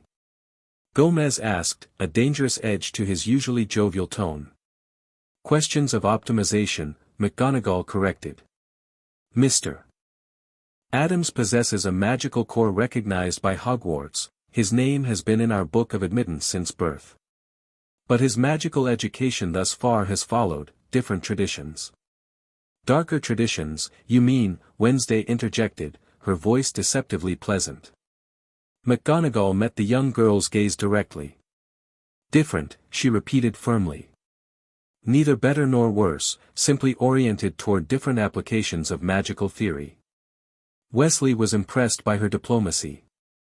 Most visitors reacted to the Addams family's magical practices with poorly disguised horror or condescension. "What precisely is the purpose of your visit, Professor?" Morticia asked, steering the conversation back to practical matters. "To assess whether Hogwarts would be the appropriate educational environment for Mr. Addams when he turns 11, McGonagall replied honestly. "And to answer any questions the family might have about our institution." "And to determine if I'm too dark to teach," Wesley added perceptively. McGonagall's lips thinned slightly, but she didn't deny the accusation. "Hogwarts has educated wizards and witches of all backgrounds and magical inclinations for 1,000 years, Mr. Addams. Including those with aptitude for the darker arts. My concern is not your particular magical affinity but whether our curriculum can accommodate your unique foundation." Wesley appreciated her candor. "You're wondering if I can adapt to wand-based magic after years of blood rituals and wandless working." "Precisely," McGonagall confirmed. "With your permission, I'd like to conduct a brief assessment of your magical capabilities." After receiving nods from his parents, Wesley stood. "What would you like me to do?" McGonagall removed her wand, a long, thin instrument of dark wood. "First, I'd like you to hold my wand and attempt a simple spell. Nothing complex, just a basic levitation." She handed Wesley the wand, which felt strange in his hand, both familiar and foreign, as though it recognized his magic but found it somehow altered from what it expected. "The incantation is Wingardium Leviosa," McGonagall instructed. "With a swish and flick motion, like so." She demonstrated the movement. Wesley pointed the wand at a small decorative skull on the side table, a gift from Wednesday on his 7th birthday, and repeated the incantation, mimicking the movement McGonagall had shown. The result was immediate and dramatic. Instead of gently levitating, the skull shot upward with such force that it embedded itself in the ceiling, plaster dust raining down on the startled assembly. "Well," McGonagall said after a moment of stunned silence, "that demonstrates considerable raw power, if not refined control." Wesley handed the wand back somewhat sheepishly. "Sorry about that." "No need to apologize," McGonagall assured him. "First attempts are rarely perfect, and you're working with unfamiliar magical methodology. She repaired the ceiling with a quick flick of her wand, floating the skull back to its place. Now, perhaps a demonstration of the type of magic you're more accustomed to performing? Wesley glanced at his parents, who nodded encouragingly. He moved to the center of the room, removing a small silver knife from his pocket, a gift from Grandmama for his 9th birthday, specifically enchanted for blood ritual work. Just a small demonstration, he clarified, not wanting to shock their visitors too severely. He pricked his finger lightly, allowing a single drop of blood to fall onto the ornate carpet. As it touched the fabric, he whispered an incantation in a language older than Latin, one that Grandmama had taught him from the family grimoires. The drop of blood expanded, forming a perfect circle that began to glow with a soft, pulsing light. From the circle, shadowy tendrils emerged, weaving themselves into increasingly complex patterns until they formed a three-dimensional model of Addams Manor, accurate down to the smallest gargoyle on the roof. McGonagall watched with undisguised fascination as the blood shadow creation rotated slowly in the air, revealing interior details that shifted and changed as Wesley directed the flow of magic with subtle movements of his fingers. "Extraordinary," she murmured. "Sympathetic manifestation magic without a focus object. And at your age?" Wesley allowed the creation to dissolve back into shadow, which flowed back to the original blood drop before disappearing completely, leaving the carpet unmarked. "The Addams family has always had an affinity for blood magic," Gomez explained proudly. "Wesley has shown particular talent, even by our standards." McGonagall turned to Blackwood, who had been observing silently. "You failed to mention the level of control in your reports, unspeakable." Blackwood shifted uncomfortably.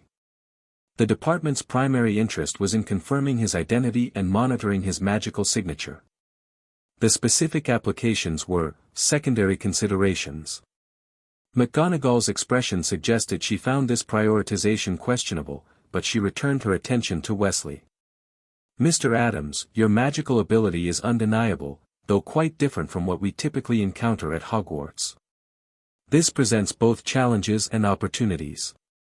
Does this mean you don't want me at your school?" Wesley asked directly. "On the contrary," McGonagall replied. "I believe Hogwarts would benefit from a student with your unique perspective, just as you would benefit from exposure to the magical traditions we teach. However," she added, looking toward Gomez and Morticia, "this would require adjustments on all sides." "What kind of adjustments?" Morticia inquired. "Specialized training before and during his attendance to help integrate the different magical approaches. Some accommodation for his established practices, provided they don't violate school safety policies. And," she added with a significant glance at Wednesday, "consideration for family connections." Wednesday raised an eyebrow, her interest clearly piqued. "Meaning?" McGonagall turned to her directly. "While you don't have the specific magical signature Hogwarts traditionally recognizes, Miss Addams, your own magical abilities are evident. There are provisions in the Hogwarts Charter for admitting students with alternative magical backgrounds when circumstances warrant." Wesley felt a surge of hope. "You mean Wednesday could attend Hogwarts too?" "It would be unprecedented," McGonagall acknowledged. "But so is your entire situation, Mr. Addams. If your sister wished to apply, I would be prepared to advocate for her admission to the Board of Governors." The twins exchanged glances, an entire conversation passing between them without words. The possibility of experiencing Hogwarts together changed the equation entirely. "We'd need to review the specific proposals," Morticia said, though Wesley could tell she was intrigued by the possibility. "Education decisions aren't made lightly in the Addams family." "Of course," McGonagall agreed. "I've prepared some materials outlining Hogwarts curriculum, facilities, and traditions." She removed several parchments from her robes, passing them to Morticia. "I would also invite the family to visit the school before making any decisions." Gomez leaned forward, twirling his mustache thoughtfully. "Visit Hogwarts? Cross the pond for a tour of the old castle? What an adventure that would be!" "A reasonable suggestion," Grandmama agreed. One should always inspect magical institutions personally before committing children to their care. The discussion continued for another hour, addressing practical concerns about transatlantic magical education, living arrangements during holidays, continuity of Addams family magical training alongside Hogwarts curriculum, and the inevitable cultural adjustments. Throughout the conversation, Wesley found himself increasingly drawn to the possibility. Hogwarts featured prominently in his blood memories, a place of wonder and discovery, despite its dangers. The opportunity to explore that part of his heritage while maintaining his Addams identity was appealing in ways he hadn't anticipated. As McGonagall and Blackwood prepared to leave, the professor addressed Wesley directly once more. "Mr. Addams, regardless of what you decide, I want you to know that Lily and James would be proud of the young wizard you're becoming. Different path, perhaps, than they might have imagined, but they valued courage and intelligence above all. You clearly possess both in abundance."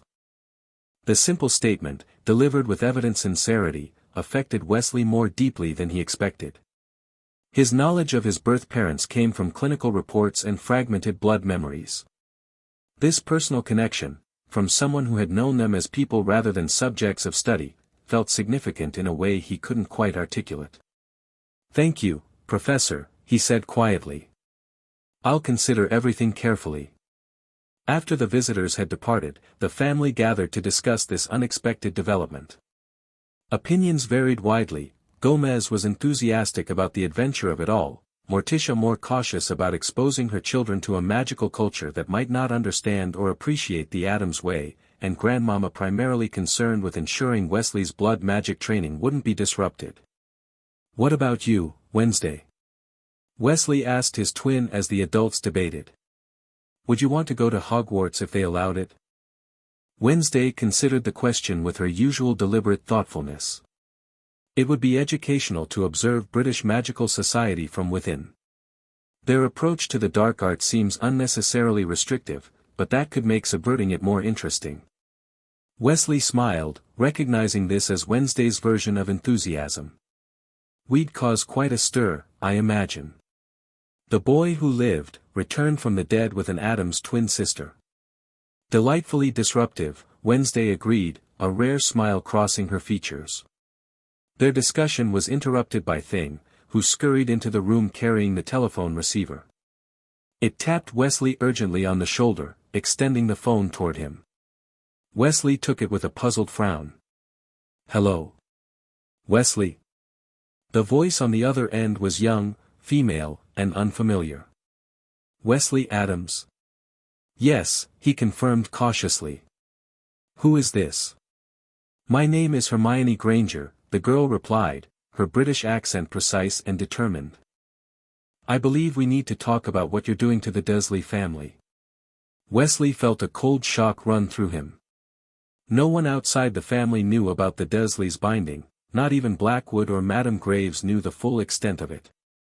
"I don't know what you're talking about," he said carefully, signaling to Wednesday that something was wrong. "Please don't insult my intelligence," the girl, Hermione, replied. "I've been observing anomalous magical patterns in Little Whinging for months. The sympathetic binding signature is quite distinctive once you know what to look for."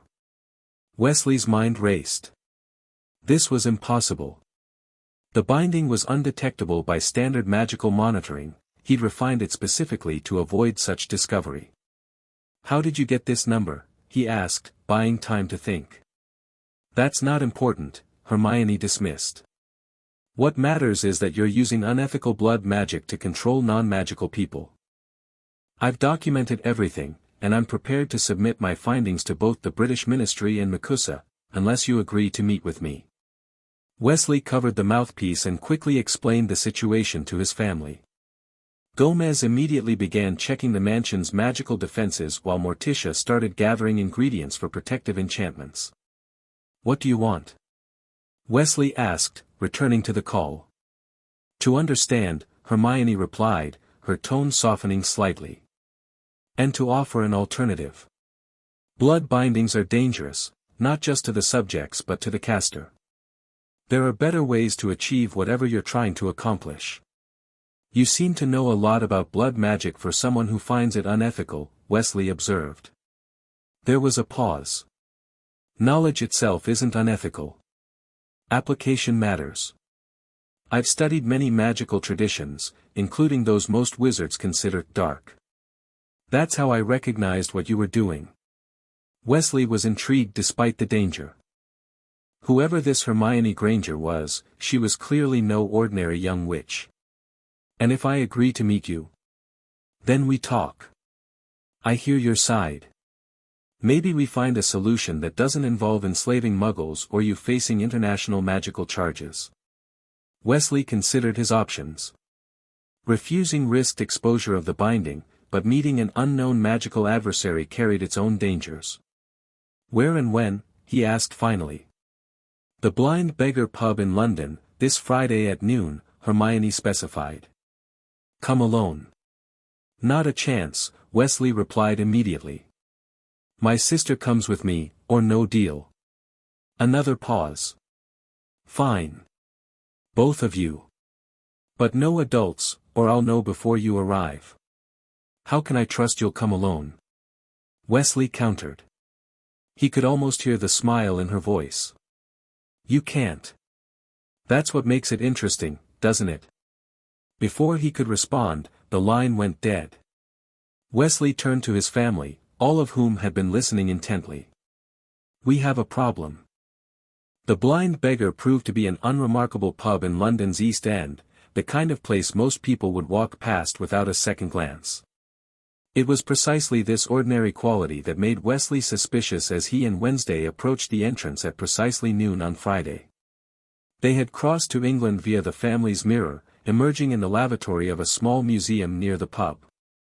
Both were dressed in their usual formal black attire, which attracted curious glances from Londoners accustomed to more colorful children. This feels like a trap, Wednesday observed quietly as they paused outside the pub's weathered door. Wesley nodded. Almost certainly. But a carefully set trap can tell you as much about the trapper as the target.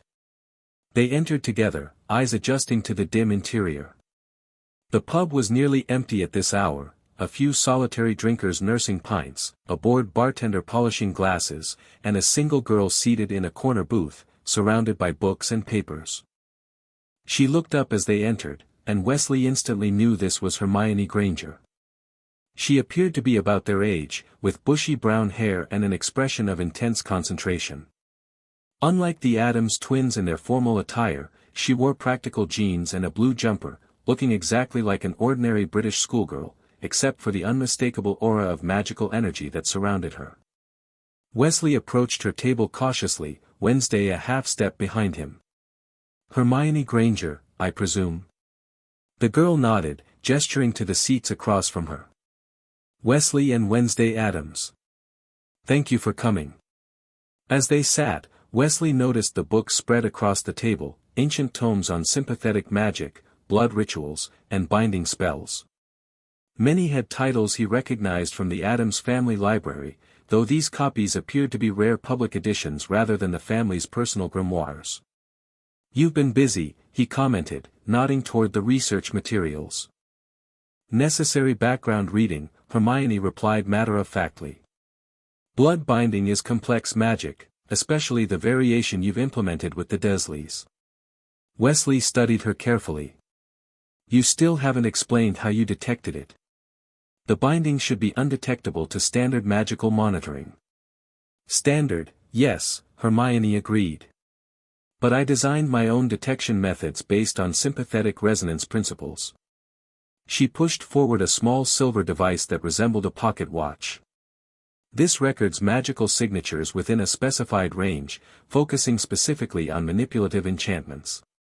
Wednesday picked up the device, examining it with professional curiosity. Impressive craftsmanship. Self-designed? With some assistance, Hermione acknowledged. My parents are non-magical, but they're researchers in their own field. They've supported my independent studies. You're not officially trained, then? Wesley asked, pieces beginning to fall into place. No wizarding school yet. Hermione shook her head. I'm the same age as you. Hogwarts letters come at 11. But I've been aware of my magic since I was 7, and I've been studying independently ever since. With considerable success, evidently, Wednesday noted dryly. Hermione flushed slightly at the compliment but maintained her focus. Let's address the elephant in the room, shall we? You've bound 3 non-magical people to your will using blood magic that's classified as forbidden by every major wizarding government. Why? Wesley considered deflecting but decided on honesty instead. Something about this strange, precocious which suggested she would detect any attempt at deception. Because in another life, they would have been my guardians after my parents' murder, he explained. And they would have abused, neglected, and psychologically tortured me for years.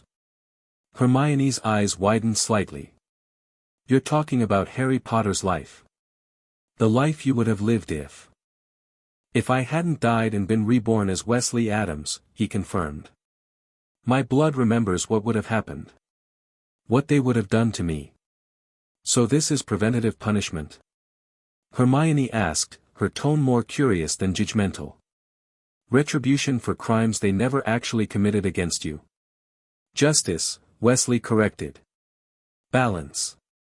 In one reality, they had power over Harry Potter and abused it terribly. In this reality, I have power over them. Hermione considered this, tapping her fingers thoughtfully against one of her books. I understand the symmetry of it, she said finally. But there's a fundamental problem with your approach. Which is? Wednesday prompted when Hermione paused. Blood binding of this nature affects both parties, Hermione explained, opening one of her books to a marked page. The longer it remains in place, the deeper the connection grows. Eventually, it becomes a form of sympathetic identity, the master begins to absorb qualities of the bound, and vice versa. Wesley frowned. I've experienced no such effects. You wouldn't, not yet, Hermione said. But it's inevitable. The magic seeks equilibrium. In seeking to punish the Dursleys for what they might have done to Harry Potter, you risk becoming more like them, petty, controlling, fearful of difference. Wednesday's eyes narrowed. That's quite an accusation based on theoretical magical principles. Not theoretical, Hermione countered, pushing another book forward. Documented cases. The Balkan blood feuds of the 1700s. The Caribbean binding incidents of 1823. Every significant case of prolonged blood binding has resulted in sympathetic contamination of the binding caster. Wesley examined the references she provided, a cold feeling settling in his stomach as he recognized the validity of her research.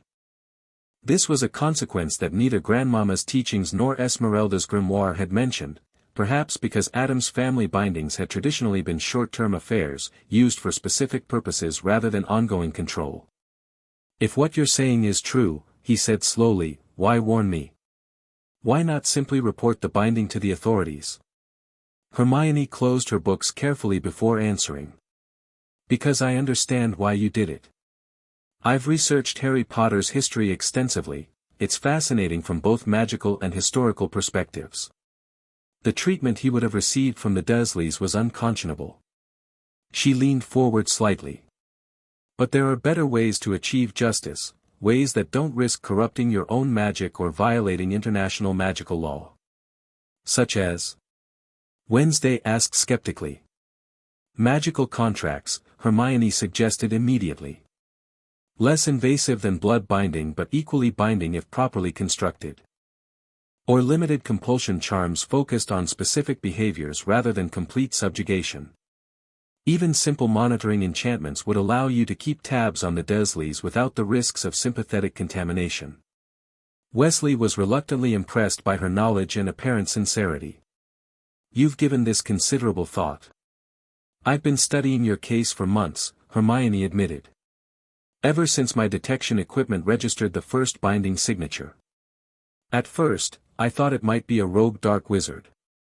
When I traced it to the Addams family, and discovered the connection to Harry Potter, I realized the situation was more nuanced. So you're proposing we replace the blood binding with something less problematic? Wesley summarized. Hermione nodded. I can help design and implement alternatives that would satisfy your need for justice without risking magical corruption or criminal charges. Wesley and Wednesday exchanged a long look, communicating silently as only they could. After a moment, Wednesday gave an almost imperceptible nod. We'll consider your proposal, Wesley told Hermione. But we have questions first. Of course, she agreed. How did you find us? Wednesday asked. Our home location is magically protected. I didn't need to find your home, Hermione explained. Once I identified the magical signature, I was able to establish a sympathetic connection to you through the same binding that connects you to the Dursleys. It's like following a thread back to its source. And the phone call? Wesley pressed. Hermione smiled slightly. Standard telephone directory. The Addams family is listed. Wesley couldn't help but laugh at the simplicity of it. All their magical protections, and they'd overlooked the mundane telephone book. Second question, he continued. What's your interest in all this? Why get involved? Hermione's expression grew more serious. Because I've spent years studying magical ethics across different traditions. The wizarding world's categorization of magic as light or dark is simplistic and often hypocritical. But that doesn't mean all magical practices are equally ethical. She gestured to her books. There are consequences to certain types of magic that transcend arbitrary moral categories. Blood binding has documented negative effects on both parties. I couldn't ignore that once I detected it, especially when children were involved. We're the same age as you, Wednesday pointed out. Exactly, Hermione agreed. Which means we all have time to learn and adjust before our magic becomes too fixed in its patterns. Adult wizards rarely change their fundamental approach to magic. We still can. Wesley found himself respecting this strange, bookish girl more with each passing minute. Her combination of ethical concern and practical knowledge reminded him, oddly enough, of Wednesday, though with a very different philosophical foundation. Final question, he said. If we agree to work with you on an alternative approach, what do you get out of it? Hermione seemed surprised by the question. Knowledge, she answered honestly. The opportunity to study blood magic practices from a family with centuries of experience. Access to magical traditions outside the standard British curriculum. She hesitated, then added more quietly, and perhaps, friends who understand what it's like to approach magic differently than most. The vulnerability in that last statement caught Wesley off guard. He realized suddenly that Hermione Granger, for all her confidence and knowledge, was just as isolated in her way as he and Wednesday were in theirs, a magical child raised among non-magical people, too brilliant and too different to easily find peers who understood her. We'll need time to discuss this privately, Wesley said finally. And to consult with our family. I understand, Hermione replied. But please don't take too long. The sympathetic contamination process accelerates over time. As they prepared to leave, Hermione handed Wesley a small card with a telephone number. You can reach me here when you've decided. Outside the pub, Wednesday turned to Wesley. What do you think? Wesley considered carefully. Her research seems sound. If the binding is affecting me in ways we didn't anticipate. It would explain the dreams, Wednesday observed. You've been having more of them lately, dreams about being locked in small spaces, about being hungry and afraid. Wesley nodded grimly. He hadn't wanted to worry his sister, but the dreams had been growing more frequent and more vivid, dreams where he was Harry Potter, trapped in a cupboard under the stairs, enduring the Dursleys' mistreatment. She's right about one thing, he acknowledged. I don't want to become anything like them. Then we consider her alternatives, Wednesday concluded practically. But carefully, with proper magical safeguards. This Hermione Granger may be brilliant, but she's still an unknown quantity. They made their way back to the museum lavatory where the mirror passage awaited, both lost in thought. The encounter had raised questions neither had anticipated, not just about the binding, but about their approaching magical education, about Wesley's dual identity, and about the complex ethics of the powers they were developing. As they stepped through the mirror back to Addams Manor, Wesley found himself wondering what his birth parents would think of the path he had chosen. Would Lily and James Potter recognize anything of themselves in Wesley Addams? Or had his rebirth and upbringing transformed him into someone they would view as a stranger, or worse, as something dark and dangerous? For the first time, the question seemed to matter. The family council that evening was unusually solemn. After Wesley and Wednesday had reported their meeting with Hermione Granger, a heavy silence fell over the drawing room. Sympathetic contamination, Grandmama murmured finally, her ancient eyes troubled. I should have anticipated the possibility. The old texts mention it, but I believe the Addams bloodline provided natural resistance. Is what this girl says true? Gomez asked, uncharacteristically serious. Could the binding be affecting Wesley in this way? Morticia placed a comforting hand on her son's shoulder. It would explain certain changes we've observed. The increasing rigidity in his thinking. The occasional bursts of disproportionate anger. Wesley felt a chill at his mother's words. He had noticed these changes himself but had attributed them to normal development or the stress of navigating his dual identity. Can it be reversed? He asked Grandmama directly. The old woman nodded slowly. If addressed soon enough. The binding must be modified or dissolved entirely, and a purification ritual performed to cleanse any lingering contamination. And the Dursleys? Wednesday prompted. What happens to them if the binding is dissolved? That depends on how it's done, Grandmama explained. A complete severing would release them entirely, with only vague memories of what occurred. A modification along the lines this Granger girl suggested would maintain a connection but change its nature. Wesley considered his options carefully. The binding had been his first major act of independent magic, a declaration of power over those who would have abused him. Dissolving it felt like surrender, like admitting he had been wrong to seek justice. And yet, the evidence of contamination was compelling. The dreams, the mood shifts, the occasional thoughts that felt foreign and disturbing, all aligned with Hermione's warnings. I need to think, he said finally, rising from his chair. Alone. The family respected his request, watching silently as he left the drawing room and headed for the tower room that had become his personal sanctuary, a circular chamber at the top of the mansion's tallest spire, filled with books, magical artifacts, and a large window overlooking the family's cemetery. Wesley sat in the window seat, watching as fog rolled across the gravestones below. The binding had seemed so clear, so justified when he had created it.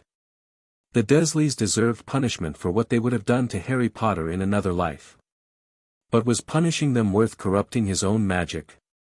Worth becoming more like them in the process? A soft knock at the door interrupted his thoughts. Come in, Wednesday, he called, knowing without looking who it would be. His twin entered silently, closing the door behind her before joining him at the window. For several minutes, they sat together watching the fog, communicating without words as they often did. You know what you need to do, Wednesday said finally, not a question but a statement. Wesley nodded reluctantly. Dissolve the binding. Find another way. It doesn't mean giving up the justice, Wednesday added. Only changing the method. I know, Wesley agreed. But it feels like failure? Wednesday suggested. Weakness, Wesley corrected. Like I'm not strong enough to control the magic I started. Wednesday turned to face him directly, her dark eyes serious. Strength isn't about never changing course. It's about recognizing when a path leads somewhere you don't want to go. Wesley smiled faintly. When did you become so wise? I've always been wise, Wednesday replied with her characteristic deadpan delivery. You've just been too busy binding muggles to notice. The unexpected humor broke the tension, and Wesley found himself laughing, a genuine release that cleared his mind and helped him reach a decision. We'll contact Hermione tomorrow, he decided. See what alternative she proposes. But we maintain control of the process. Wednesday nodded approvingly. A prudent approach. Though I suspect working with Hermione Granger will be interesting. Interesting how? Wesley asked, curious about his twin's assessment. Wednesday considered the question carefully. She reminds me of us, not in background or philosophy, but in perspective. She sees magic as something to be understood on its own terms, not just as a tool or a tradition to be followed blindly. You like her, Wesley realized with surprise. I find her less tedious than most people our age, Wednesday clarified, which from her was high praise indeed. Their conversation was interrupted by another knock, this one heavier, more formal. Enter, Wesley called. The door opened to reveal Lurch, who groaned meaningfully and gestured for them to follow him. What is it? Wednesday asked. Visitor, Lurch managed, his cavernous voice echoing in the tower room. For Master Wesley. The twins exchanged puzzled glances. It was nearly midnight, hardly the typical time for social calls, even by Addams family standards. They followed Lurch down the winding staircase to the main hall, where an unexpected figure awaited. Unspeakable Erasmus Blackwood stood in the entrance hall, his formal robes replaced by what appeared to be field gear, sturdy dark clothing with numerous pockets, dragon-hide gloves, and boots that looked designed for difficult terrain. His normally immaculate appearance was disheveled, with a small cut visible on his cheek and soot staining his hands. Mr. Addams, he greeted Wesley tensely. I apologize for the late intrusion, but a matter of urgent importance has arisen concerning your alternative identity. Wesley approached cautiously, Wednesday at his side. What's happened? Blackwood glanced around, clearly uncomfortable. Is there somewhere we could speak privately? This information is classified at the highest levels of the Department of Mysteries. Morticia emerged from the shadows of the hallway, startling Blackwood. The library should suffice, she suggested, her voice betraying nothing of what she might be thinking. Lurch, please inform my husband and mother that we have an urgent visitor. The library, with its towering shelves of ancient tomes and comfortable seating area around a perpetually smoldering fireplace, provided the privacy Blackwood sought. Once they were settled, Blackwood in an armchair, the twins on the sofa opposite, and Morticia standing elegantly nearby, the unspeakable began his explanation. There has been a breach at Azkaban prison, he stated without preamble. Sirius Black has escaped. Wesley felt a jolt of recognition at the name. My godfather. The man convicted of betraying my parents to Voldemort. Blackwood winced at the name but nodded. The very same. And the first person ever to escape Azkaban in its entire history, a feat previously considered impossible. Why come to us with this information? Morticia asked, her voice cool but curious. Surely this is a matter for British magical law enforcement. Under normal circumstances, yes, Blackwood agreed. But before his escape, Black was heard muttering in his sleep. The guards reported the same phrase repeatedly, he's at Hogwarts, he's at Hogwarts. Wesley felt Wednesday tense beside him. But I'm not at Hogwarts, he pointed out. No, Blackwood confirmed. But news of your existence has been circulating in certain ministry circles since our testing confirmed your identity. It's possible this information reached Black somehow. You think he escaped to find me? Wesley asked, trying to process this development. To find you, or harm you, Blackwood said grimly. Black was Voldemort's most loyal follower. If he believes Harry Potter has somehow returned. I'm not Harry Potter, Wesley stated firmly. Not anymore. A distinction that may mean little to a man who spent 12 years in Azkaban, Blackwood countered. The department believes you may be in danger. Protective measures are being arranged. Gomez and Grandmama arrived, quickly brought up to speed on the situation. Gomez's usual exuberance was tempered by concern for his son. Protective measures of what nature, exactly, he demanded. Ministry observers stationed near your property. Tracking charms to monitor any magical approaches. And, Blackwood added with obvious reluctance, a recommendation that Wesley delay any plans to visit Hogwarts or Britain until Black is recaptured. Wesley processed this information, his mind working through the implications. You believe he'll try to find me here? In America? We don't know, Blackwood admitted. Black's mental state after 12 years exposed to Dementors is unpredictable. But we must consider all possibilities. What exactly are Dementors? Wednesday asked, picking up on the unfamiliar term. Blackwood's expression darkened further. Magical creatures that guard Azkaban. They feed on happiness, leaving only despair and worst memories. Prolonged exposure typically drives prisoners insane. Yet this Sirius Black maintained enough sanity to plan and execute an escape, Morticia observed thoughtfully. Interesting. Concerning is the word I'd use, Blackwood corrected. It suggests either extraordinary mental resilience or something else entirely. Wesley had been quiet, processing everything. Now he spoke, his voice determined. I want to know more about Sirius Black. Not just the official ministry version. Everything. Blackwood shifted uncomfortably. That's not really, if this man is hunting me because of who I was, Wesley interrupted, then I deserve complete information. The Department of Mysteries has files, testimonies, evidence from his case. I want to see them. Those records are sealed by ministerial order, Blackwood protested. Gomez stepped forward, placing a hand on Wesley's shoulder. My son makes a reasonable request, unspeakable. If your ministry expects our cooperation in security measures, transparency seems a fair exchange. Blackwood looked as though he wanted to refuse but eventually nodded reluctantly. I'll see what can be arranged. But understand that some of this information is restricted for valid security reasons. Just get me everything you can, Wesley insisted. Newspaper accounts, trial transcripts, witness statements, anything that might help understand why Black would come looking for me after all this time. As Blackwood prepared to leave, promising to return with more information and security protocols, Wesley pulled him aside for one final question. The night my parents died, he asked quietly, was Sirius Black actually present? Did anyone see him there? Blackwood hesitated before answering. No. He was apprehended later, after allegedly murdering Peter Pettigrew and 12 Muggles. But the evidence of his betrayal was considered incontrovertible. What evidence, exactly? Wesley pressed. That's part of what I'll try to bring you, Blackwood said carefully. But I should warn you, Mr. Addams, questioning the guilt of Sirius Black is not a popular position in British magical society.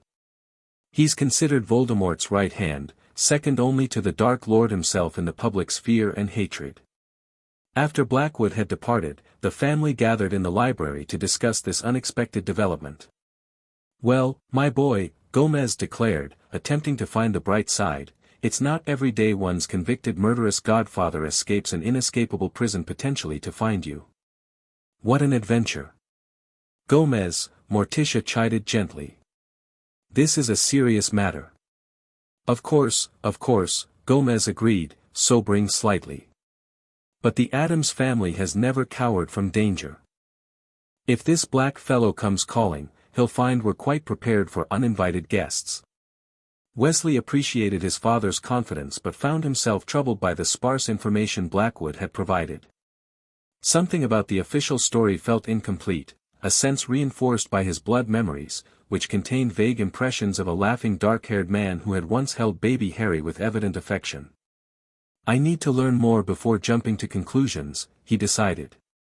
About Black, about my parents' murder, about everything. A wise approach, Grandmama approved. And perhaps this Hermione Granger might be of assistance. Young witches with research skills can sometimes access information that official channels withhold. Wednesday nodded in agreement. We should contact her sooner rather than later. The Dursley situation can wait, this takes precedence. As the family continued discussing security measures and information-gathering strategies, Wesley found himself drawn to the window, gazing out at the night sky. Somewhere out there was a man who had known him as Harry Potter, who had been named his godfather and then allegedly betrayed his parents to their murderer. But had he? The question nagged at Wesley. Why would a devoted follower of Voldemort wait 12 years to escape? Why mutter about Hogwarts rather than seeking his fallen master? And why had no one apparently seen him at the scene of the Potter's murder? Something wasn't adding up, and Wesley was determined to discover the truth, not just for his own safety, but because it represented another piece of the puzzle of his divided identity. Understanding Sirius Black might help him better understand Harry Potter, and by extension, who Wesley Addams truly was. As the grandfather clock in the hall struck midnight, Wesley made a decision. He would not hide from Sirius Black. He would find him first. Chapter 3, The Price of Power. The night wind howled around the highest tower of Addams Manor, a fitting accompaniment to Wesley's turbulent thoughts. Spread across the circular room were dozens of documents, newspaper clippings, ministry reports, and historical accounts, all centered on one man, Sirius Black. 3 weeks had passed since Blackwood's midnight visit, and Wesley had immersed himself in reconstructing the events surrounding his birth parents' murder. Wednesday worked silently beside him, organizing information chronologically on the wall with small silver pins that occasionally emitted puffs of green smoke. "It makes no sense," Wesley muttered, running his fingers through his perpetually unruly hair.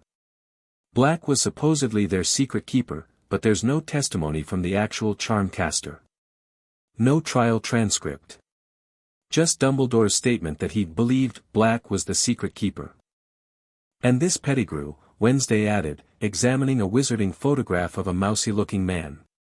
"Confronts Black on a crowded street, shouts about betrayal, and then is supposedly blown to bits, except all they found was a finger," Wesley finished. "No other remains, despite 12 muggles being killed with their bodies intact." A soft knock interrupted their analysis. The door creaked open to reveal Hermione Granger, her bushy hair tied back and her arms full of additional files. "I found the municipal records from that day," she announced without preamble. "Including Muggle witness statements before the Ministry Obliviators arrived." Wesley nodded appreciatively. Having Hermione join their investigation had proven invaluable. After their London meeting, she had agreed to help with both the Dursleys situation and the Black Mystery, traveling to America via specialized portkey arrangements that Gomez had mysteriously managed to procure without official approval. "What did the witnesses see?" Wednesday asked, clearing space on the research table. Hermione set down her materials, efficiently sorting them. "That's the interesting part. 3 separate muggles described seeing the smaller man, Pettigrew, pointing something behind his back just before the explosion. One called it a stick and another a conductor's baton." "A wand," Wesley concluded.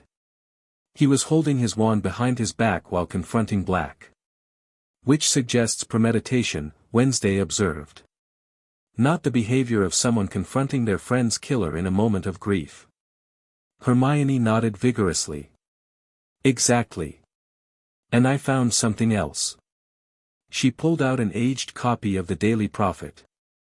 "This is from the day after your parents died. Look who's quoted about the Potter family's plans to go into hiding." Wesley examined the article, his eyes widening as he read. "Peter Pettigrew. He specifically mentions the Fidelius charm being planned. Why would the secret keeper publicly reference the very charm meant to keep a secret?" Wednesday asked rhetorically, seeing the implication immediately. "Because he wasn't the secret keeper," Wesley said quietly. "They switched. Black wasn't the secret keeper at all, Pettigrew was. And he betrayed them to Voldemort." The 3 children looked at the evidence wall, the pieces of a 12-year-old frame-up finally arranging themselves into a coherent picture. "Your godfather is innocent," Hermione said softly. "And he's been in Azkaban for 12 years for a crime he didn't commit."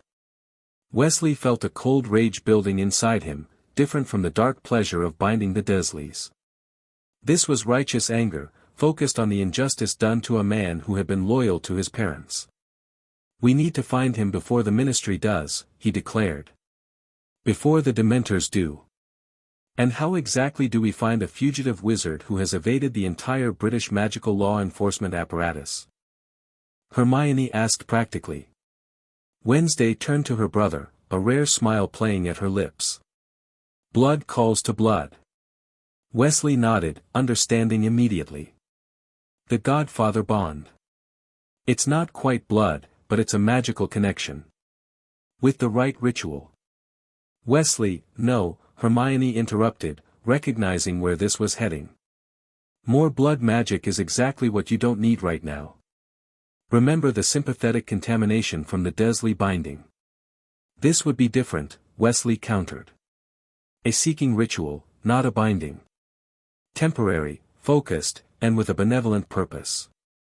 Still blood magic, Hermione insisted. Still risky, especially in your current state. Wesley's frustration flashed across his face. Then what do you suggest? Traditional tracking spells won't work if the Ministry's best can't find him. Hermione hesitated, then reluctantly reached into her bag and extracted a small, ancient-looking book bound in faded blue leather. There might be another way. I've been researching alternatives to blood magic that use similar principles without the contamination risks. She opened the book to a marked page. It's called Resonant Affinity Location.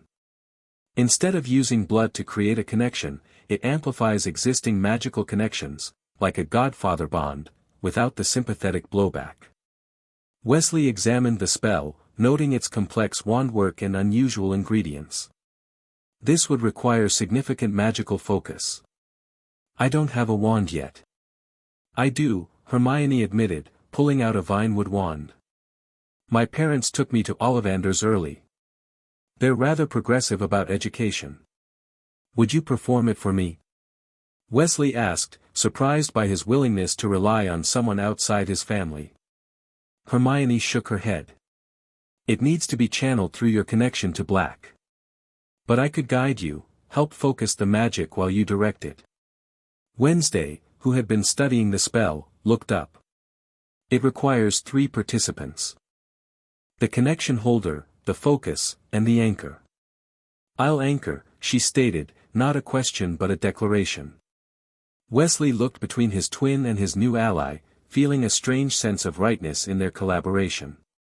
When can we begin? Tonight, Hermione said decisively.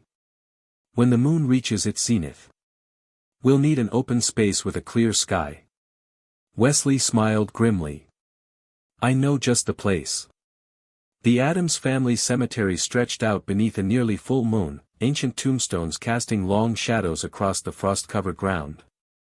In the center of the graveyard, Wesley had cleared a circular space and drawn intricate patterns using crushed quartz and silver dust. Hermione checked his work against the spell diagram, making small adjustments while Wednesday prepared the necessary ritual components. Are you certain about this? Morticia asked, watching from the edge of the circle with Gomez and Grandmama beside her. The family had been briefed on their discoveries and, true to Addams' form, had enthusiastically supported the plan to locate a wrongfully accused fugitive. As certain as I can be, Wesley replied. Sirius deserves justice, and answers. The innocent should be freed and the guilty punished, Gomez agreed solemnly. An Addams family principle since the Spanish Inquisition. Your great-aunt Drusilla was quite insistent on that point while they were stretching her on the rack. Grandmama approached Wesley, pressing something into his hand, a small silver amulet bearing the Addams family crest. For protection, child.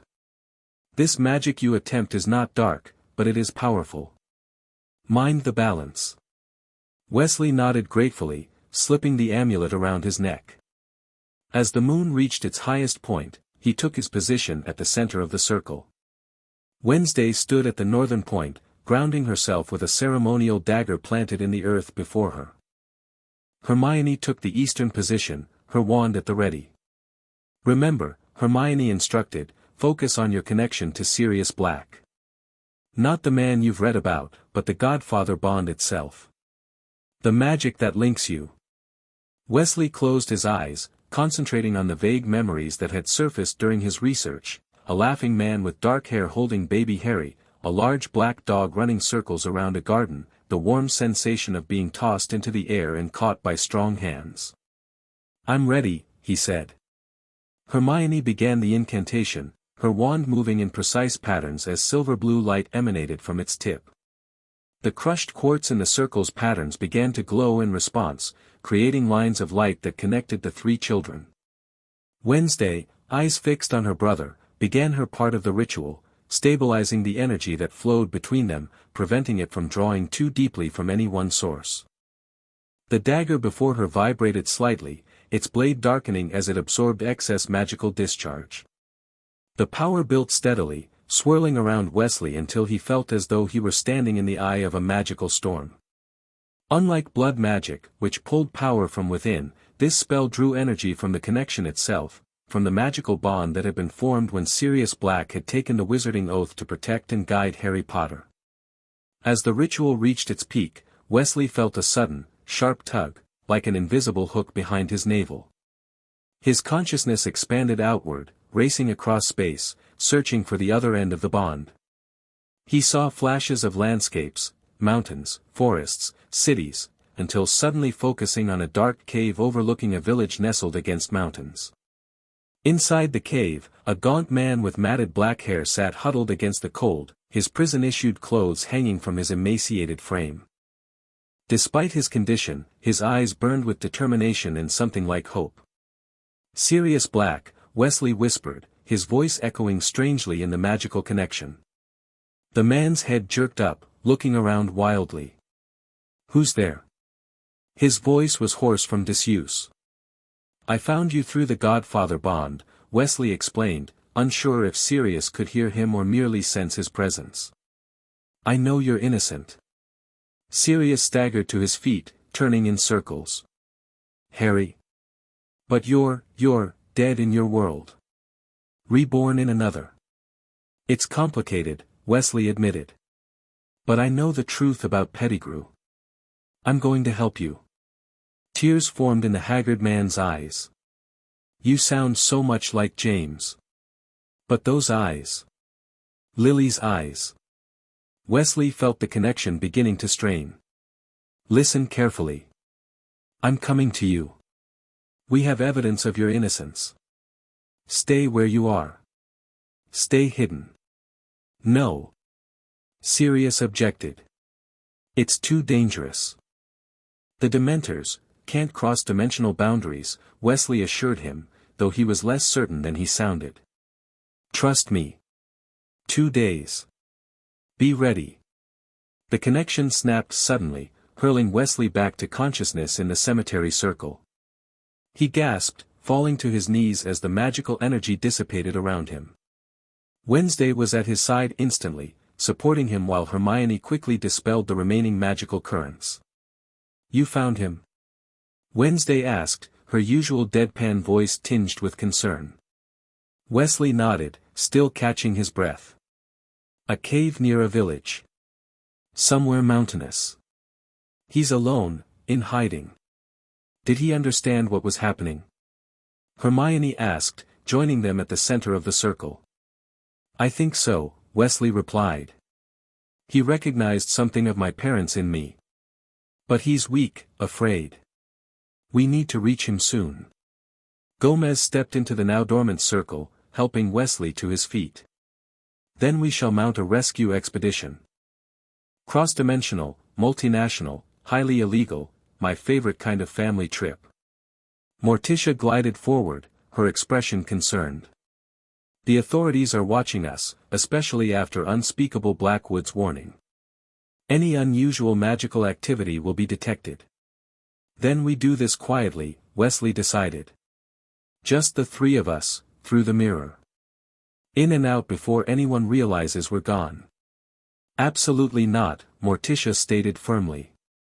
"Children venturing alone into a situation involving fugitives, Dementors, and international magical law enforcement. Out of the question."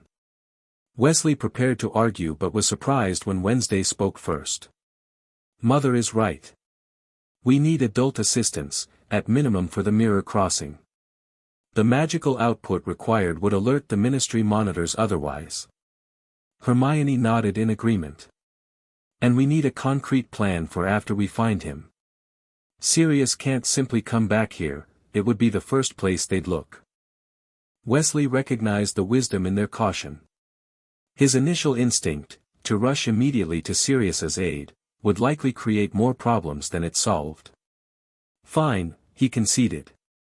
We plan properly. But quickly.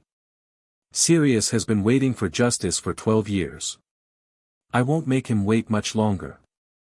The preparation for Operation Black Dog, as Gomez had enthusiastically dubbed it, consumed the next 36 hours. Maps were consulted, magical authorities' patrol patterns studied, and a precise extraction plan developed. Meanwhile, Hermione worked with Grandmama on a critical secondary project, addressing the Dursley binding once and for all. The sympathetic contamination has progressed further than I anticipated, Hermione explained as she and Wesley examined the 3 silver boxes containing the binding materials. They were working in Grandmama's ritual room in the mansion's sub-basement, surrounded by bubbling cauldrons and jars of ingredients better left unidentified. I don't feel particularly Dursley-like, Wesley objected, though he knew she was right.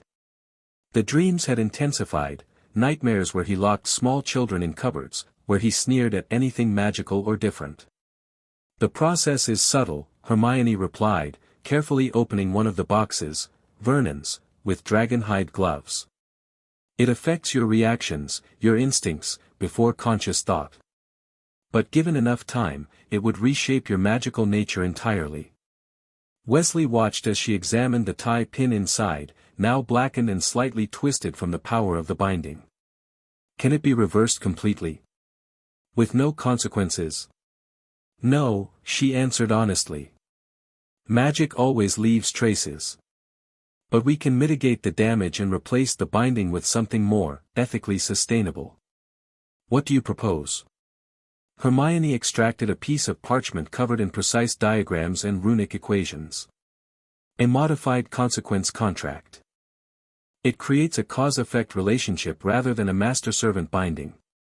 The Dursleys retain their free will, but any attempt to harm a magical child or reveal magical secrets triggers proportional magical consequences. Wesley studied the design, impressed despite his initial skepticism. This is advanced spellcraft. Where did you learn it? I created it, Hermione said simply. Based on principles from various magical traditions. The wizarding world's binary approach to magic, dark versus light, limits innovation. By combining elements from different cultures, you can develop more nuanced approaches. It's elegant, Wesley admitted. But will it satisfy my need for justice? Hermione looked at him directly. That depends on what you truly want, Wesley. Revenge or justice? They're not the same thing. The question unsettled him more than he expected.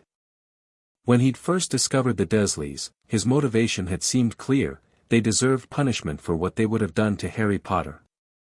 But now, with perspective and distance, he wondered if his actions had been about justice at all. Maybe I just wanted power over them, he said quietly. To make them fear me the way they would have made Harry fear them. And now? Hermione prompted gently. Wesley considered the question carefully.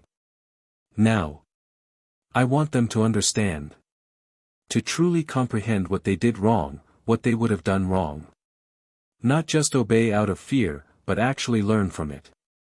Hermione nodded, satisfaction evident in her expression. That's what this contract will do. It's not about punishment for punishment's sake, but about consequences that create understanding. How soon can we implement it? Tonight, she replied. Before we leave for Sirius. The binding must be addressed before you attempt more complex magic, or the contamination could accelerate unpredictably. Wesley nodded his agreement. Then let's finish this chapter.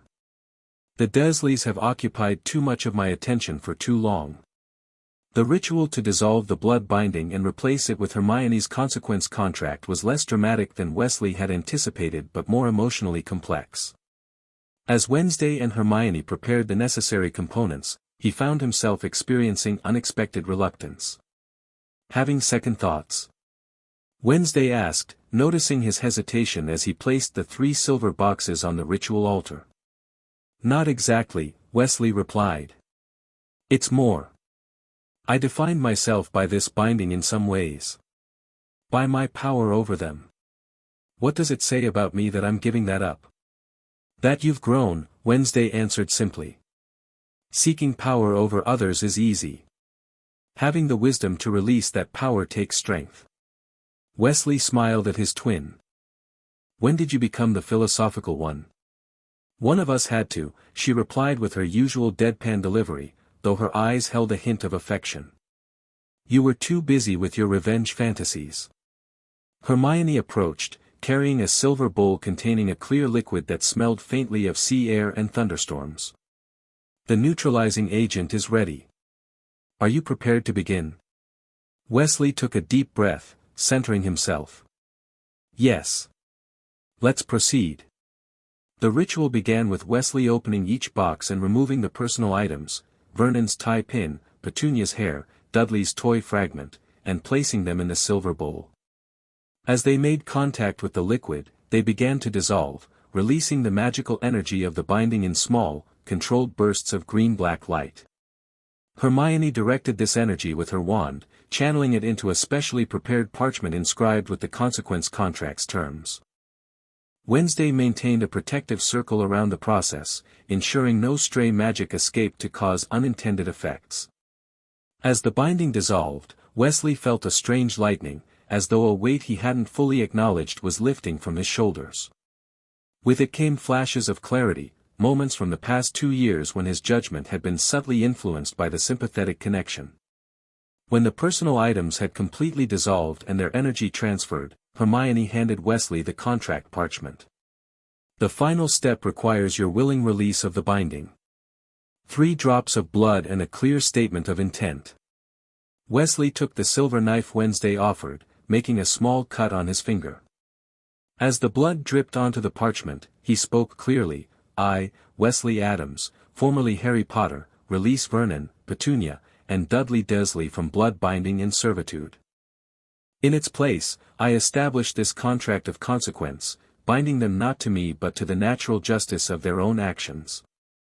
The parchment glowed briefly, absorbing the blood and sealing the magic. Immediately, Wesley felt the last threads of the binding snap, a sensation both liberating and slightly disorienting, like stepping off a boat onto solid land after weeks at sea. It's done, Hermione confirmed, examining the parchment closely. The contract will activate only if they attempt to harm a magical child or expose magical secrets. Otherwise, they'll be free to live their lives without interference. And the contamination? Wesley asked, already feeling clearer-headed than he had in months. It will fade gradually, Hermione assured him. The purification elements in the ritual begin the process, but complete healing takes time. Wesley nodded, feeling a sense of closure. The Dursleys had been his first significant act of magic, his declaration of power. Releasing them represented something equally significant, a choice about the kind of wizard, the kind of person, he wanted to become. Thank you, he said to Hermione, surprising himself with the sincerity in his voice. For showing me another way. She smiled, a hint of color rising to her cheeks. That's what friends are for, isn't it? To help us see ourselves clearly. The moment was interrupted by Wednesday clearing her throat. If the sentimental portion of the evening is complete, we have a fugitive to rescue and approximately 14 hours before the ministry realizes what we're doing. Wesley smiled at his sister's practicality. Right. Operation Black Dog awaits. The mirror crossing was executed with precision at exactly 3:17 a.m., a time Grandmama had calculated would coincide with the weakest point in the British ministry's magical monitoring network. Gomez had spent the previous day enhancing the mirror's powers with a concoction of rare elements that he refused to identify but which smelled strongly of brimstone and exotic spices. Remember, Morticia instructed as the 3 children prepared to step through, the portal will reopen in precisely 6 hours. Missing the window means waiting another full lunar cycle for the next opportunity. We'll be back in time, Mother, Wednesday assured her. With Mr. Black. And if confronted by Dementors? Morticia prompted. The silver phosphorus bombs Uncle Fester prepared, Wesley recited. Deployed at a safe distance, followed by immediate retreat if possible. Gomez handed each child a small, ominous-looking device. Designed specifically to disrupt their feeding patterns. Should buy you enough time to escape, though I can't guarantee what they'll do to any nearby plant or animal life. He added this last part with disturbing enthusiasm. Hermione accepted hers with a mix of scientific curiosity and trepidation. I've read extensively about Dementors, but there's surprisingly little information on effective counters besides the Patronus charm, which none of us can cast yet. In the Addams family, Grandmama interjected, handing them each a small vial of dark liquid, we believe in practical solutions rather than theoretical magic. Drink this if you encounter them, it won't stop their effects entirely, but it will slow the soul freezing long enough to deploy Fester's bombs. Wesley pocketed the vial, hoping they wouldn't need it. From what he'd read about Dementors, they embodied a form of darkness that even the Addams family would find unsettling, not the playful macabre the family celebrated, but a true absence of joy and hope. The location is set, Grandmama announced, making final adjustments to the mirror's frame. The cave should appear once the passage stabilizes. The mirror's surface began to ripple, its reflection distorting until it showed not the conservatory behind them but a dark, rocky interior lit dimly by moonlight filtering through a narrow entrance. That's it, Wesley confirmed, recognizing it from his magical connection. Sirius is there. Then it's time, Gomez declared dramatically. Go forth, children. Rescue the innocent. Confound the authorities. Uphold the Addams family tradition of thoroughly upsetting the established order. With final hugs from Morticia and Gomez, and a cackling blessing from Grandmama, the three children stepped through the rippling surface of the mirror and into the cold, damp air of Sirius Black's hiding place. The cave was larger than it had appeared through the magical connection, extending back into the mountain in a series of chambers. The front opening provided a view of a small village in the valley below, Hogsmeade, Wesley realized, recognizing it from descriptions in his research. They were somewhere in the Highlands of Scotland, not far from Hogwarts itself. Sirius? Wesley called softly, his voice echoing slightly against the stone walls. Sirius Black. A rustling sound came from the depths of the cave, followed by cautious footsteps. From the shadows emerged the gaunt figure Wesley had seen during the ritual, somehow looking even more haggard in person, his prison-worn clothes hanging from his skeletal frame, his dark hair matted and his eyes sunken. Yet those eyes widened with shock and something like wonder as they fell on Wesley. It wasn't a dream, Sirius whispered hoarsely. You're real. His gaze moved to Wednesday and Hermione, confusion momentarily replacing awe. But who? This is my sister, Wednesday Addams, Wesley explained, and our friend, Hermione Granger. We've come to help you. Sirius approached slowly, as if afraid Wesley might vanish if he moved too quickly. You look so much like James, he said softly. But those eyes. Pure lily. So I've been told, Wesley replied with a small smile. Though I've been Wesley Addams for as long as I can remember. Harry Potter is more like, a past life I can sometimes recall. Sirius seemed to struggle with this concept, but nodded slowly. However you came to be, seeing you alive is.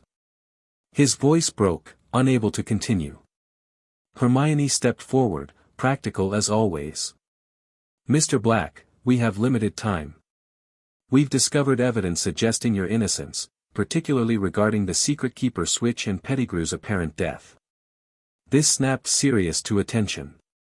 Pettigrew, he growled, his face transforming with sudden fury.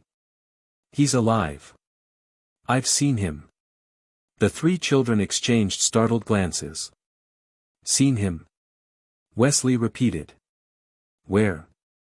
Sirius moved to a small pile of newspapers in the corner of the cave, extracting one and bringing it to them with trembling hands. Here. In this photograph. He pointed to a wizarding photo showing a large red-headed family on vacation in Egypt.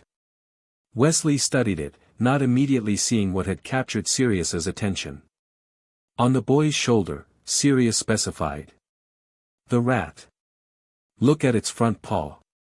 Hermione gasped first. It's missing a toe.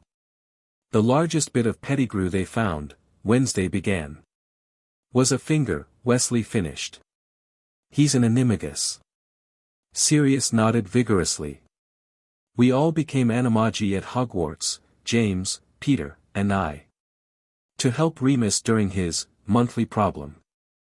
I'm a dog, James was a stag, and Pettigrew, that traitorous coward, is a rat. Fitting, isn't it? The boy in the photo, Hermione said, examining it more closely. He's wearing Hogwarts robes. Gryffindor. Ron Weasley, Sirius confirmed. The rat has been his pet for 12 years. Living comfortably while I rotted in Azkaban. Wesley's mind raced, processing this new information. So when you escaped and were muttering about, he's at Hogwarts. I meant Pettigrew, not you, Sirius confirmed. I didn't even know you were alive until, whatever that was. That connection. Resonant affinity location, Hermione supplied automatically. A modified searching spell that utilizes pre-existing magical bonds. Sirius blinked at her, then gave a raspy chuckle. You remind me of another brilliant which I once knew. Lily would have adored you. Hermione blushed slightly but pressed on.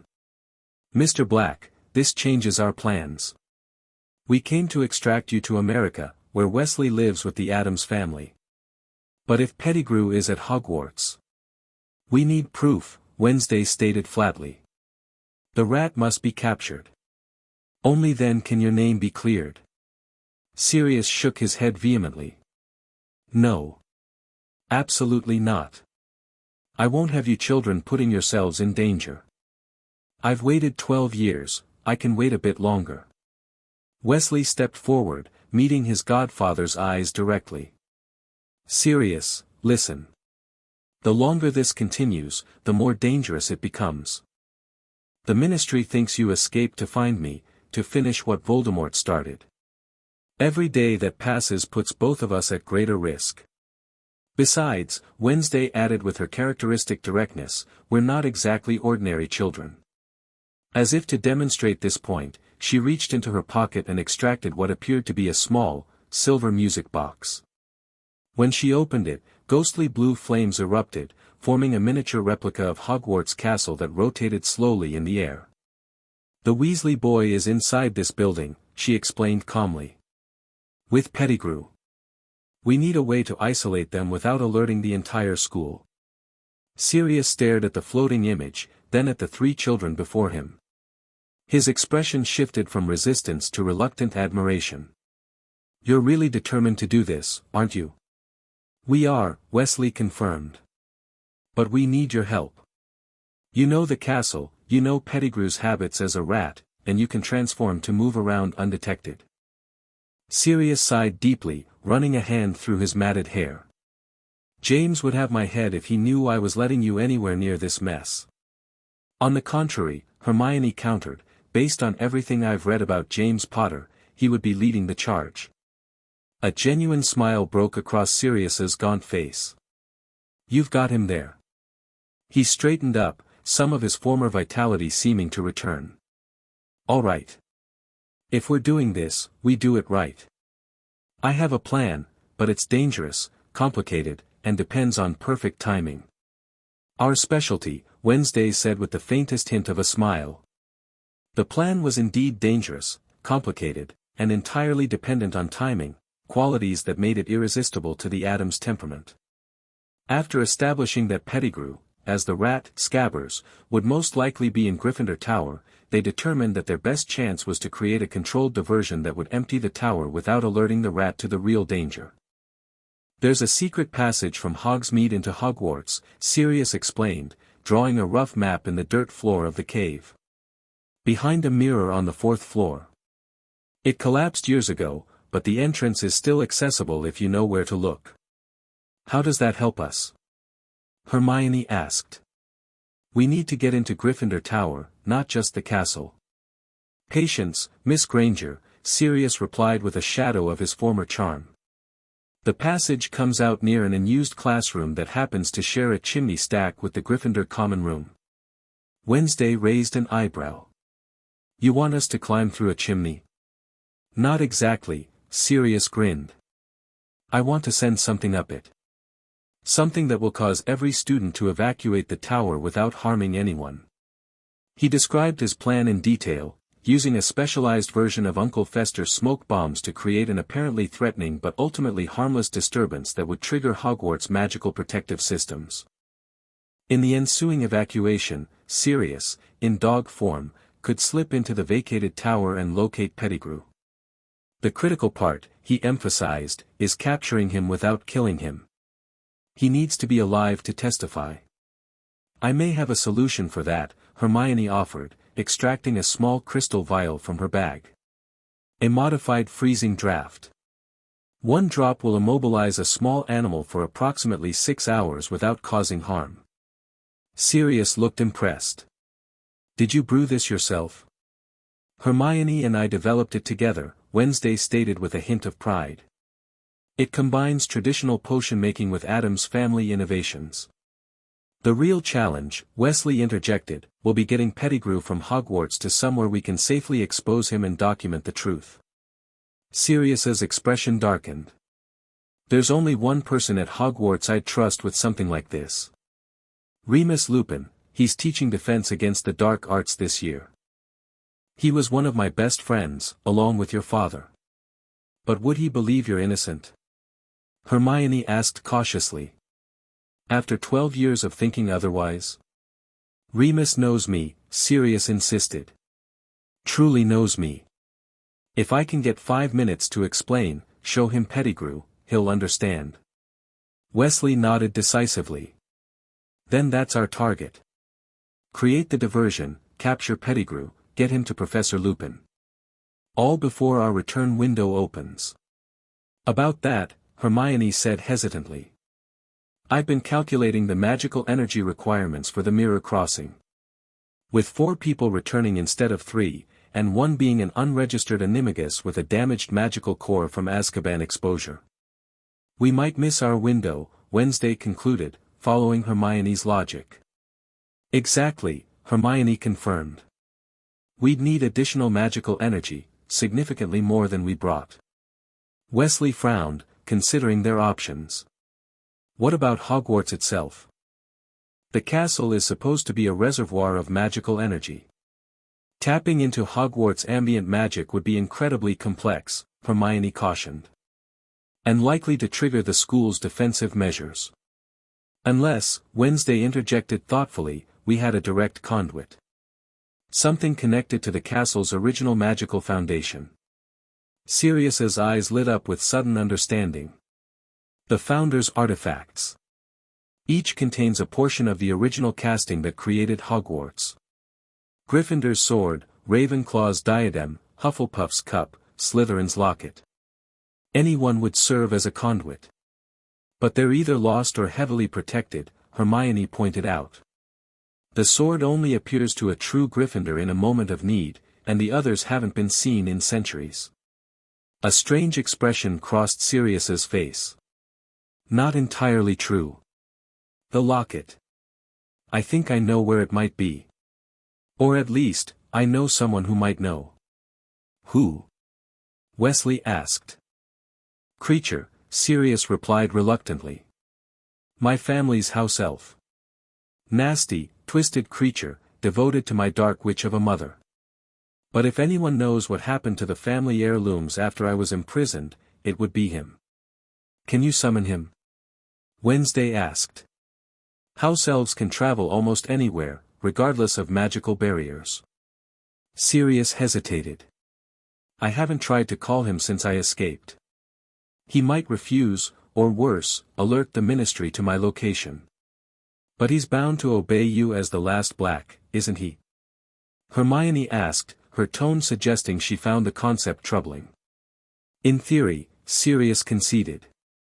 But house elf magic can be creative when they want to circumvent orders they don't like. Wesley considered their limited options. We need to try. Without additional magical energy, we can't all return through the mirror. Sirius nodded grimly. Stand back, then. And be prepared for anything. He straightened up, assuming a formal posture despite his ragged appearance. Creature. I, Sirius Black, rightful heir to the noble and most ancient house of Black, command you to appear before me. For several seconds, nothing happened. Then, with a crack like a whip, a creature appeared in the center of the cave, ancient and hunched, with enormous bat-like ears and bloodshot eyes, wearing nothing but a filthy rag tied like a loincloth. His expression upon seeing Sirius was one of undiluted loathing. Master calls creature, the house elf croaked, bowing so low his long nose nearly touched the ground while muttering audibly, though Master is a disgrace and a blood traitor who broke Mistress's heart. Sirius's face hardened. Enough, creature. I need information about items from the house. Specifically, a locket, heavy gold, with an S in green stones on the front. Creature froze, his entire demeanor changing instantly. His already bulging eyes widened further, and a tremor passed through his small body. The locket, he whispered. Master knows about the locket. Sirius, clearly surprised by this reaction, pressed his advantage. Yes, the locket. Where is it, creature? What happened to it? The house elf began to rock back and forth, clearly distressed. Master Regulus's locket. Master Regulus gave it to creature. Destroy it, Master Regulus said. But creature couldn't destroy it. Creature tried everything, oh yes, but nothing worked. Nothing could break the evil magic. Regulus? Sirius repeated, shock evident in his voice. My brother gave you a locket to destroy. Tears began streaming down creature's wrinkled face. Brave Master Regulus. Good Master Regulus. He discovered the Dark Lord's secret. He ordered creature to destroy the locket after he died. Wesley, Wednesday, and Hermione exchanged concerned glances as creature recounted a horrifying tale, how Voldemort had borrowed the house elf to test the defenses around a hidden cave, leaving him to die after forcing him to drink a potion that caused unimaginable suffering. How Regulus Black, upon learning what had happened, had ordered creature to take him to the cave, where he had retrieved the locket and sacrificed himself to the inferi guarding it, giving the locket to creature with his dying command to destroy it. But creature failed, the elf moaned, pulling at his ears in distress. The locket would not break, would not burn, would not melt. Creature tried for years to fulfill Master Regulus's last command. Where is the locket now? Sirius asked, his voice gentler than before. Creature hesitated, then admitted, in the house, Master. Hidden in creature's nest. Nasty thieves came when Mistress died, but creature saved Master Regulus's locket. Wesley stepped forward, kneeling to meet the house elf at eye level. Creature, this locket is very important. We need it to help clear Sirius's name and stop a great injustice. Would you be willing to bring it to us? Creature regarded Wesley suspiciously. Who is this boy who speaks to creature? He looks like the Potter blood traitor but feels different. I'm Wesley Addams, he answered honestly. Though I was born Harry Potter. I want to help Sirius, and to honor what your Master Regulus tried to do, stopping Voldemort. The house elf flinched at the name but continued studying Wesley with his bloodshot eyes. Creature feels old magic in this one. Dark magic, but not evil magic. He turned to Sirius. If creature brings the locket, will Master promise to destroy it? To fulfill Master Regulus's final wish? Sirius nodded solemnly. I promise, creature. We'll destroy it together. The house elf seemed to consider this, then nodded once. Creature will return. With another crack, he disappeared. Well, Hermione said into the ensuing silence, that was unexpected. My brother, Sirius whispered, looking stunned.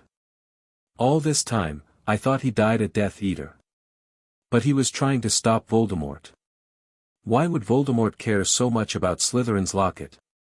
Wednesday asked, her analytical mind focusing on the practical question. And why protect it so thoroughly? I don't know, Sirius admitted. But if Regulus gave his life to steal it, it must be significant. Before they could speculate further, Creature reappeared with another crack. In his hands was exactly what Sirius had described, a heavy gold locket with an ornate S inlaid with green stones on its front.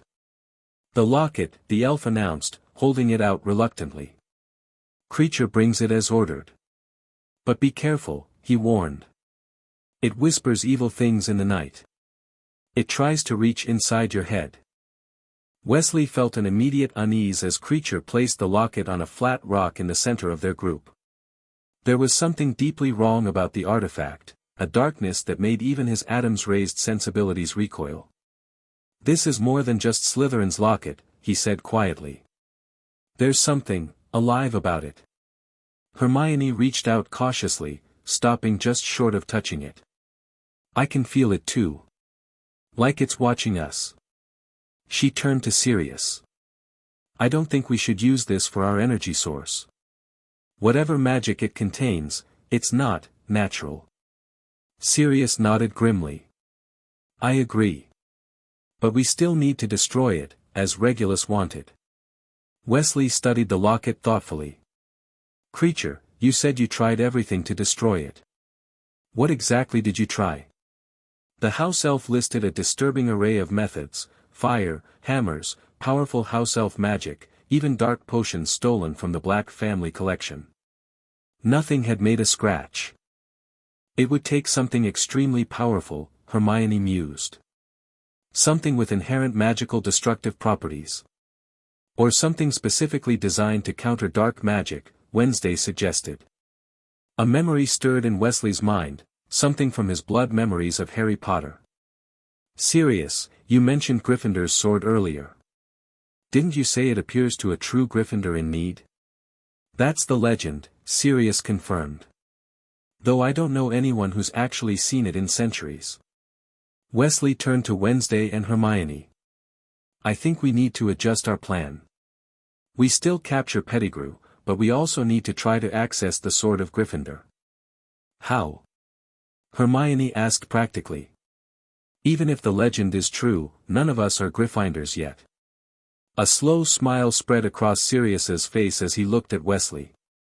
But you would have been. The Potter family has been in Gryffindor for generations. And more importantly, you're exhibiting exactly the Gryffindor traits that might summon it: courage, determination, fighting for justice. It's worth attempting, Wednesday agreed. And if we succeed, the sword might provide the additional magical energy we need for the return journey.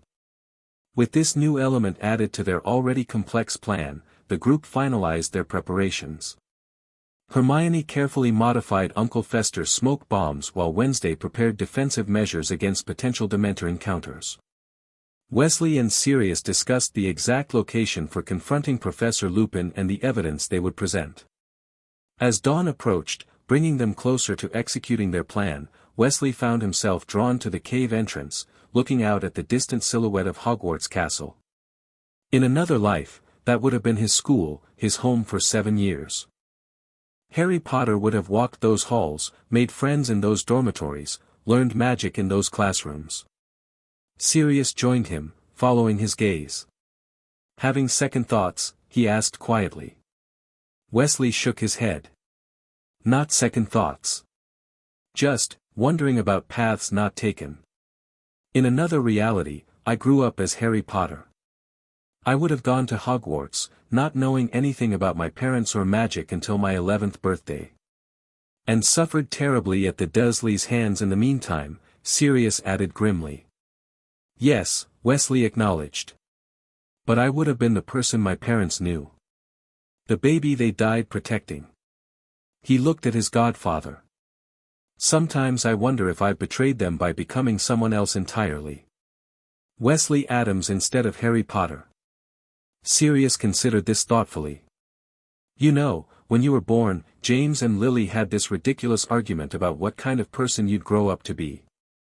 James was convinced you'd be a Quidditch star and prankster like him. Lily insisted you'd be studious and compassionate like her. He smiled at the memory.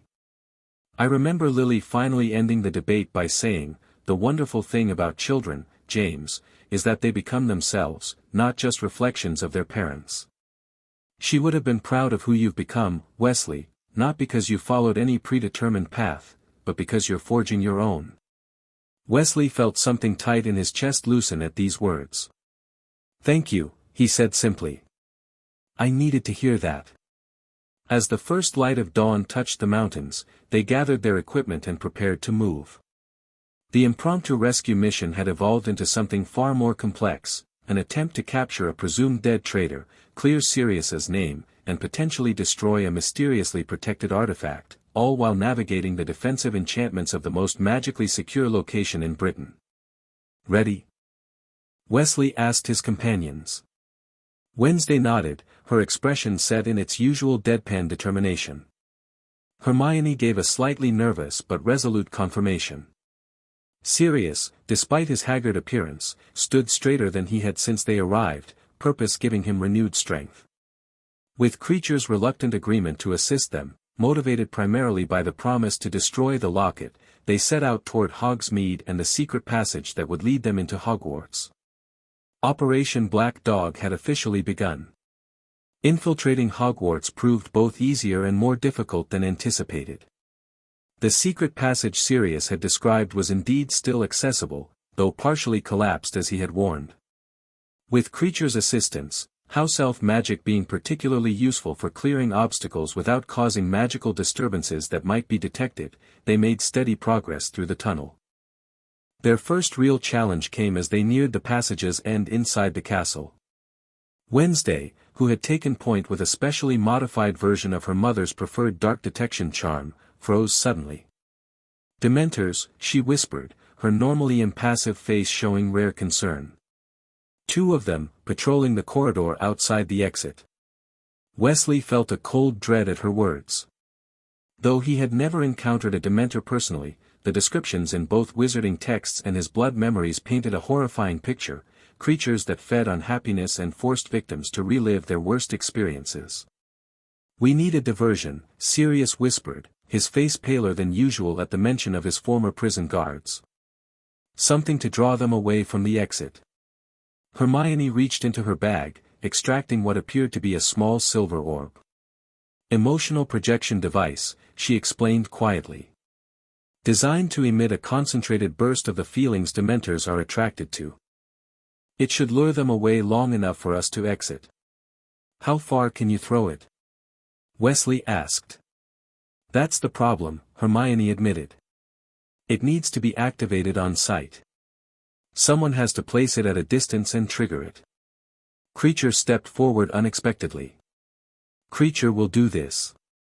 Dementors do not notice house elves the same way they notice wizards. Our magic is different." Sirius looked surprised at the offer. "Creature, you don't have to. Creature serves the House of Black," the elf interrupted with dignity.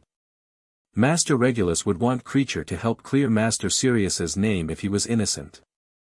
The admission seemed to cost him considerable effort. With Creature's assistance, they formulated a plan.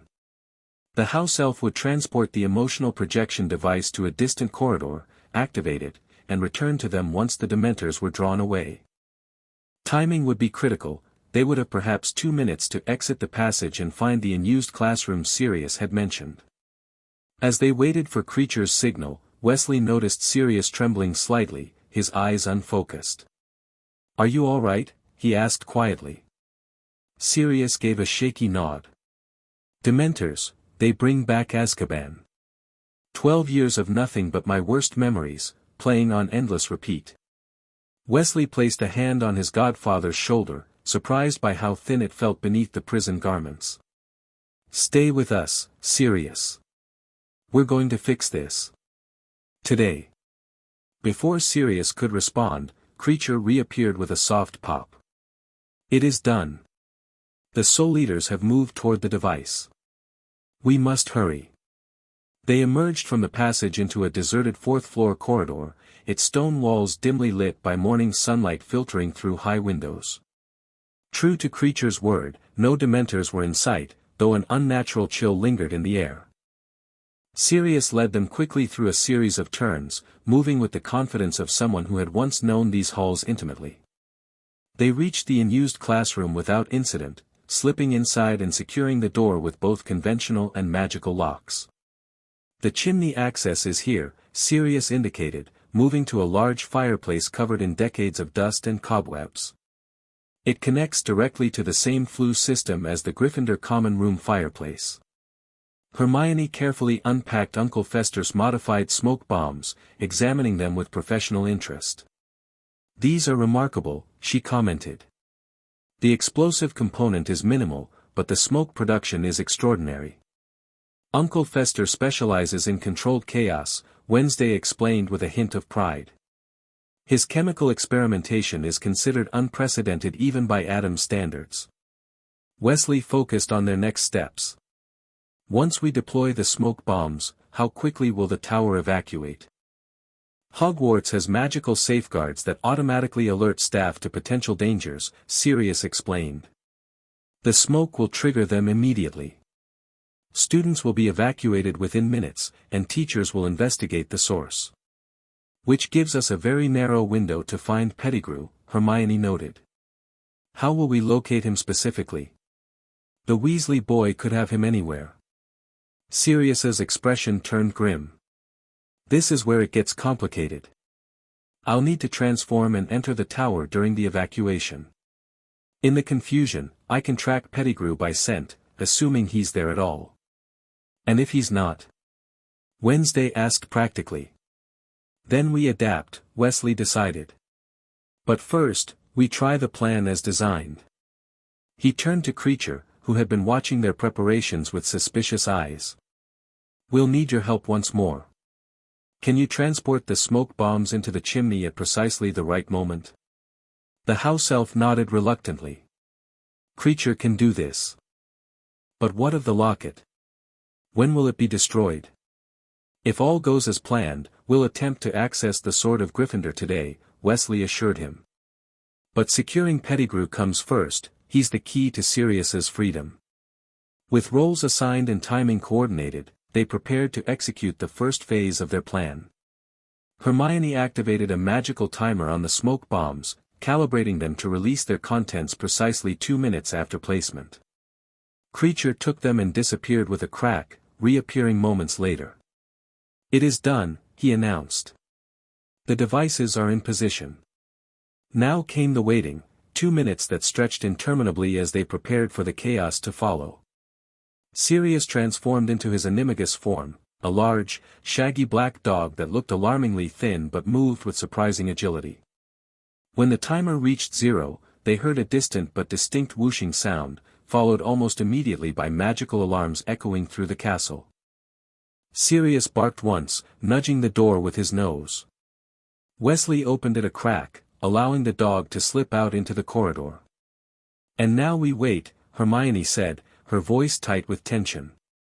"If all goes well, Sirius will return with Pettigrew within 15 minutes." They settled into an anxious silence, each lost in their own thoughts. Wesley found himself strangely calm despite the enormity of what they were attempting.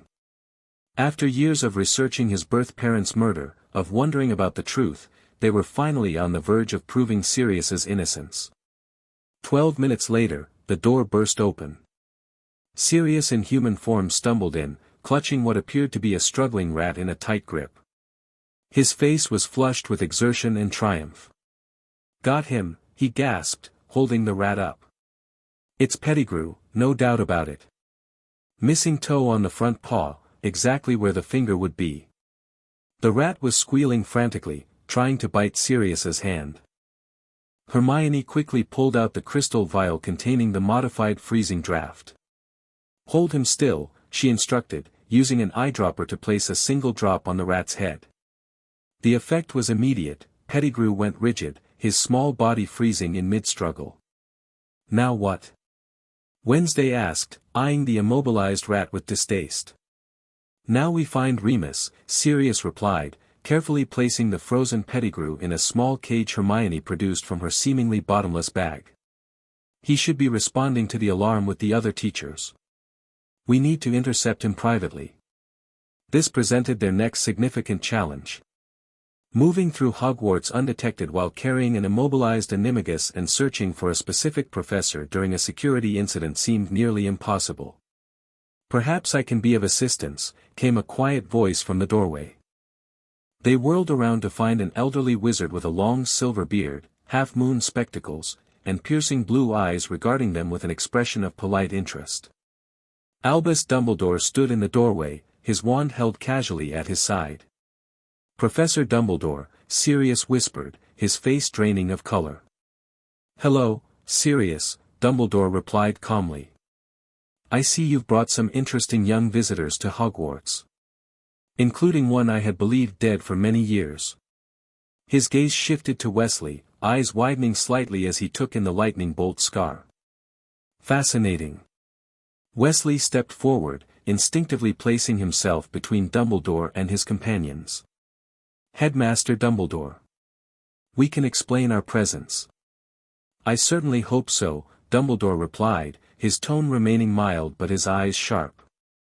"Breaking into a school, causing an evacuation, and harboring a wanted fugitive would require quite the explanation indeed."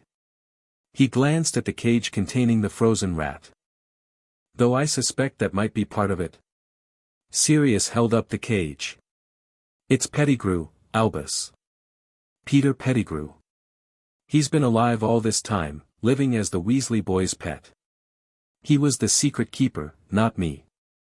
He betrayed James and Lily."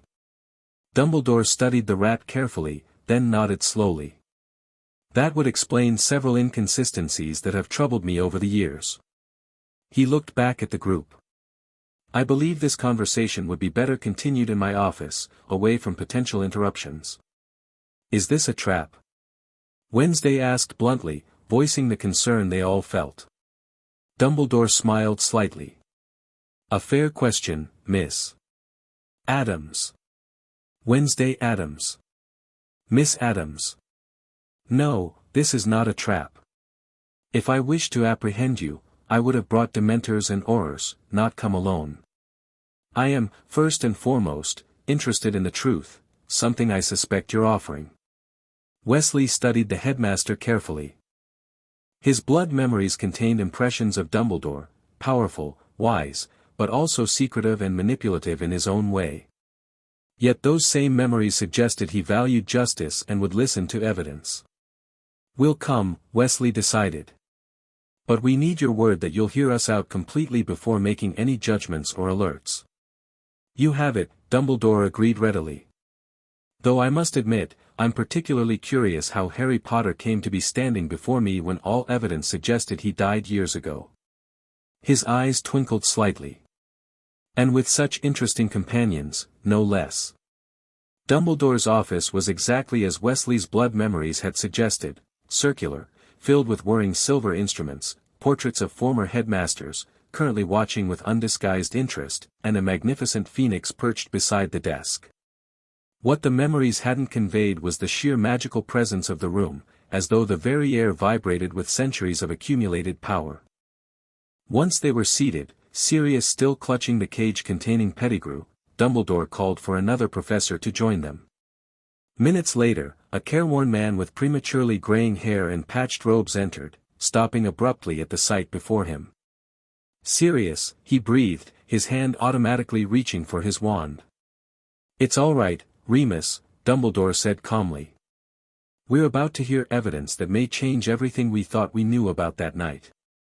Remus Lupin, for it could only be him, stared at Sirius with a complex mixture of emotions crossing his face. Then his gaze shifted to Wesley, and his eyes widened in shock. That's impossible," he whispered. "Harry?" "Yes and no," Wesley replied. "It's complicated. But we'll hear about Sirius first." Sirius held up the cage. "Look, Moony. Look who I found living as Ron Weasley's pet." Lupin approached cautiously, studying the frozen rat. His expression shifted from confusion to dawning comprehension, then to horrified realization. The missing toe. Peter. We need to force him back to human form to confirm, Sirius said urgently. Will you help us, Remus? For James and Lily. Lupin looked to Dumbledore, who nodded once. I believe we should hear the full story, Remus. Including from Mr. Pettigrew himself. What followed was a tense but systematic uncovering of the truth. With Dumbledore and Lupin working together, they cast the spell to force an animagus back to human form. The rat transformed, expanding and twisting until a small, balding man with a pointed nose and watery eyes lay frozen on the office floor. The freezing draft was partially counteracted to allow Pettigrew to speak but not move. Under intensive questioning, and with Dumbledore performing a spell Wesley recognized as a truth detection charm, the full story emerged. Pettigrew had indeed been the secret keeper, switched at the last minute in a plan Sirius thought would protect the Potters better. When Voldemort found and killed them anyway, Sirius had hunted down Pettigrew, who had staged his own death, killed the nearby Muggles, and escaped in rat form to live in hiding. I had no choice, Pettigrew whimpered. The Dark Lord would have killed me. Then you should have died. Sirius roared, lunging toward Pettigrew only to be restrained by Lupin. Died rather than betray your friends, as we would have done for you. As the truth became undeniable, the atmosphere in the office shifted. Dumbledore's expression grew grave, Lupin's increasingly angry as he confronted his former friend's betrayal. But most significantly, a magical quill began writing by itself on an official-looking parchment on Dumbledore's desk. What's that? Hermione asked, noticing it first. An automatic transcript for the Wizengamot, Dumbledore explained. I activated it when we began the questioning. It creates a magically verified record that cannot be altered or disputed. He turned to Sirius. With this evidence, plus my personal testimony and that of Professor Lupin, we can secure your immediate exoneration, Sirius. The Ministry will have no choice but to acknowledge your innocence. Sirius seemed unable to speak, overcome by emotion. After 12 years of imprisonment and hatred, vindication had come in a matter of hours. Wesley moved to his godfather's side, placing a supportive hand on his shoulder. There's something else we need to address, he said, turning to Dumbledore. Something potentially even more dangerous than Pettigrew. He nodded to Creature, who reluctantly produced Slytherin's locket, placing it on Dumbledore's desk. The headmaster's reaction was immediate and alarming. He recoiled visibly, his usual composure shattered. Where did you get this? He demanded, his voice sharper than they had heard it. Creature explained the story of Regulus Black's sacrifice, his failed attempts to destroy the locket, and the promise Sirius had made to complete his brother's final mission. As the house elf spoke, Dumbledore's expression grew increasingly troubled. A Horcrux, he murmured finally, the word itself seeming to darken the room.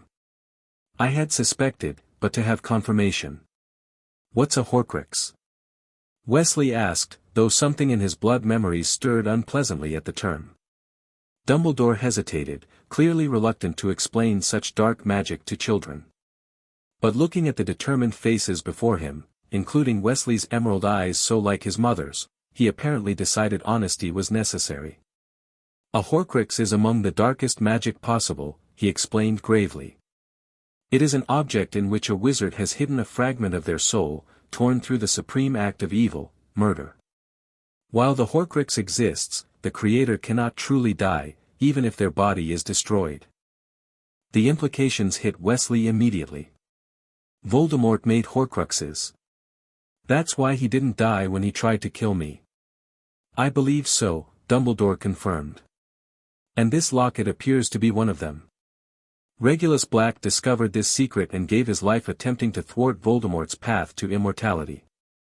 Sirius looked stunned by this revelation about his brother. Regulus died a hero, he whispered. All these years, I thought. We need to destroy it, Wesley said firmly. We promised Creature. And if it's keeping Voldemort tethered to life, it's a threat to everyone. Destruction of a Horcrux requires extraordinary magical means, Dumbledore cautioned. Few substances are capable of it. The Sword of Gryffindor, Wesley suggested, remembering their earlier discussion. Could it destroy the Horcrux? Dumbledore's eyebrows rose in surprise. Potentially, yes. Goblin-made silver imbued with properties that would make it particularly effective. But the sword appears only to a true Gryffindor in need. Then I'll try to summon it, Wesley declared. I may be an Addams now, but Harry Potter was born to Gryffindor parents. Their courage is still part of me. Dumbledore studied him thoughtfully. It would be an extraordinary test of magical heritage versus upbringing. But yes, you may try. He instructed Wesley to stand before an ornate cabinet at the side of the office. Focus on your need, not personal desire, but true necessity.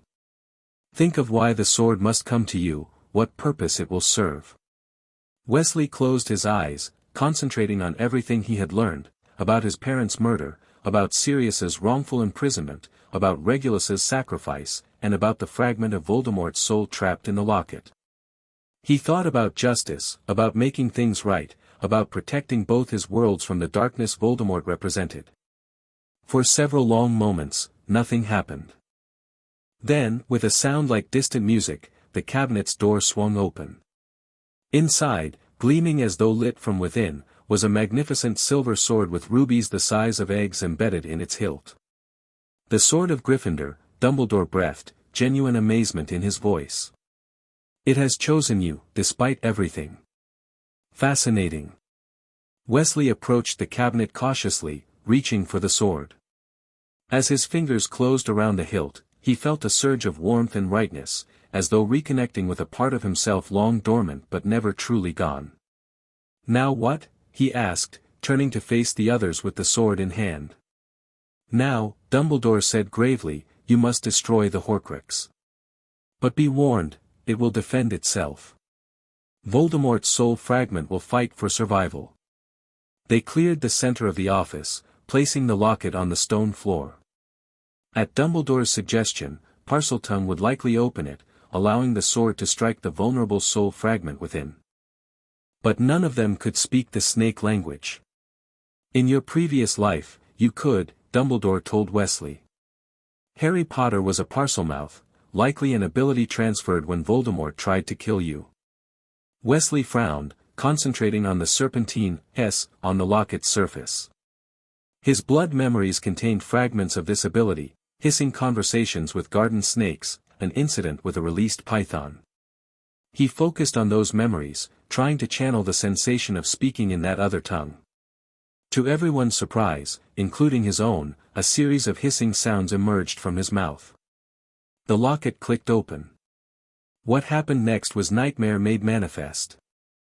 A dark mist erupted from the locket, coalescing into shifting shapes, James and Lily Potter staring accusingly at Wesley, condemning him for abandoning their sacrifice by becoming someone else, Wednesday turning away from him in disgust, the Addams family rejecting him for being too much Harry Potter and not enough Wesley Addams. It's not real. Hermione shouted. It's the Horcrux defending itself. Wesley knew she was right, but the vision struck at his deepest fears, the conflict between his dual identities, the fear of belonging nowhere, of betraying both his birth parents and his adoptive family. Strike now. Dumbledore commanded. Before it grows stronger. With a cry that channeled both Wesley Addams' determination and Harry Potter's courage, he swung the sword downward. The blade connected with the open locket, cleaving through metal and magic alike. A terrible scream filled the office as the dark mist dissipated, leaving only a destroyed locket smoking on the stone floor. Silence fell, broken only by Wesley's heavy breathing. The sword in his hand seemed to pulse once with magical energy, then settled into a steady, comforting warmth. Well done, Dumbledore said quietly. Very few wizards could have faced that and prevailed. Creature approached the destroyed locket, tears streaming down his wrinkled face. Master Regulus's final wish, fulfilled at last. He looked up at Wesley with a complex mixture of emotions. The young master has Creature's gratitude. Sirius, who had watched the destruction with an expression of awe, now turned to Dumbledore. What happens now, Albus? With Pettigrew's capture and confession? Justice, at long last, Dumbledore replied firmly. I will contact Amelia Bones directly. She heads the Department of Magical Law Enforcement and is scrupulously fair. With the magical transcript as evidence, your name will be cleared by nightfall. He turned to Wesley, Wednesday, and Hermione. As for you three, I believe you mentioned needing to return home soon. Something about a mirror passage with a limited opening window? Wesley nodded, suddenly remembering their deadline. The mirror will reopen in just over an hour. We need additional magical energy to transport 4 people back instead of 3. Dumbledore glanced at the sword of Gryffindor in Wesley's hand. I believe the sword may provide what you need. Having chosen you, it will respond to your magical intent. He paused, studying Wesley thoughtfully. Though I must admit, I'm curious about your life as Wesley Addams. From another dimension, you said? Yes, Wesley confirmed. I died here as Harry Potter but was reborn there as Wesley Addams.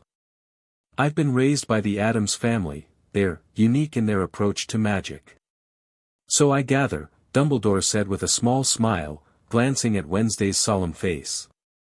And now you face a decision about your future magical education, I imagine. Wesley nodded. Hogwarts has extended an invitation through Professor McGonagall. But I'm not sure if I belong here or there. Perhaps you belong in both worlds, Dumbledore suggested gently. Not divided between them, but connecting them. Bridges between different magical traditions can lead to extraordinary insights. The headmaster turned to Sirius. And you, Sirius? What will you do once your name is cleared? Sirius looked at Wesley with undisguised emotion. I'd like to get to know my godson, or whatever I should call him now. To honor James and Lily by supporting who he's become, not just who they imagined he'd be. A worthy goal, Dumbledore approved. One I believe they would wholeheartedly endorse. With Pettigrew secured for ministry custody and arrangements made for Sirius to remain at Hogwarts until his official exoneration, the time came for Wesley, Wednesday, and Hermione to return to their point of origin. Dumbledore himself escorted them to the 4th-floor corridor where their mirror passage awaited. The sword should return to Hogwarts once its purpose is complete, he informed Wesley. Though it has chosen you once, it may do so again if true need arises.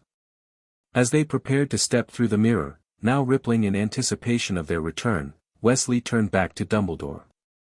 Professor, when I was destroying the Horcrux, those visions it showed. Is that common? Dumbledore's expression grew somber. Horcruxes attack using our deepest fears and insecurities. What you saw reflects your internal struggle, the challenge of reconciling Harry Potter with Wesley Addams. How do I resolve that? Wesley asked quietly. By understanding that you need not choose between them, Dumbledore replied. You are neither solely Harry Potter nor solely Wesley Addams. You are the unique result of both experiences, both heritages. The only person who can define what that means is you. With those words resonating in his mind, Wesley stepped through the mirror with Wednesday and Hermione, the sword of Gryffindor channeling the extra magical energy they needed to return safely.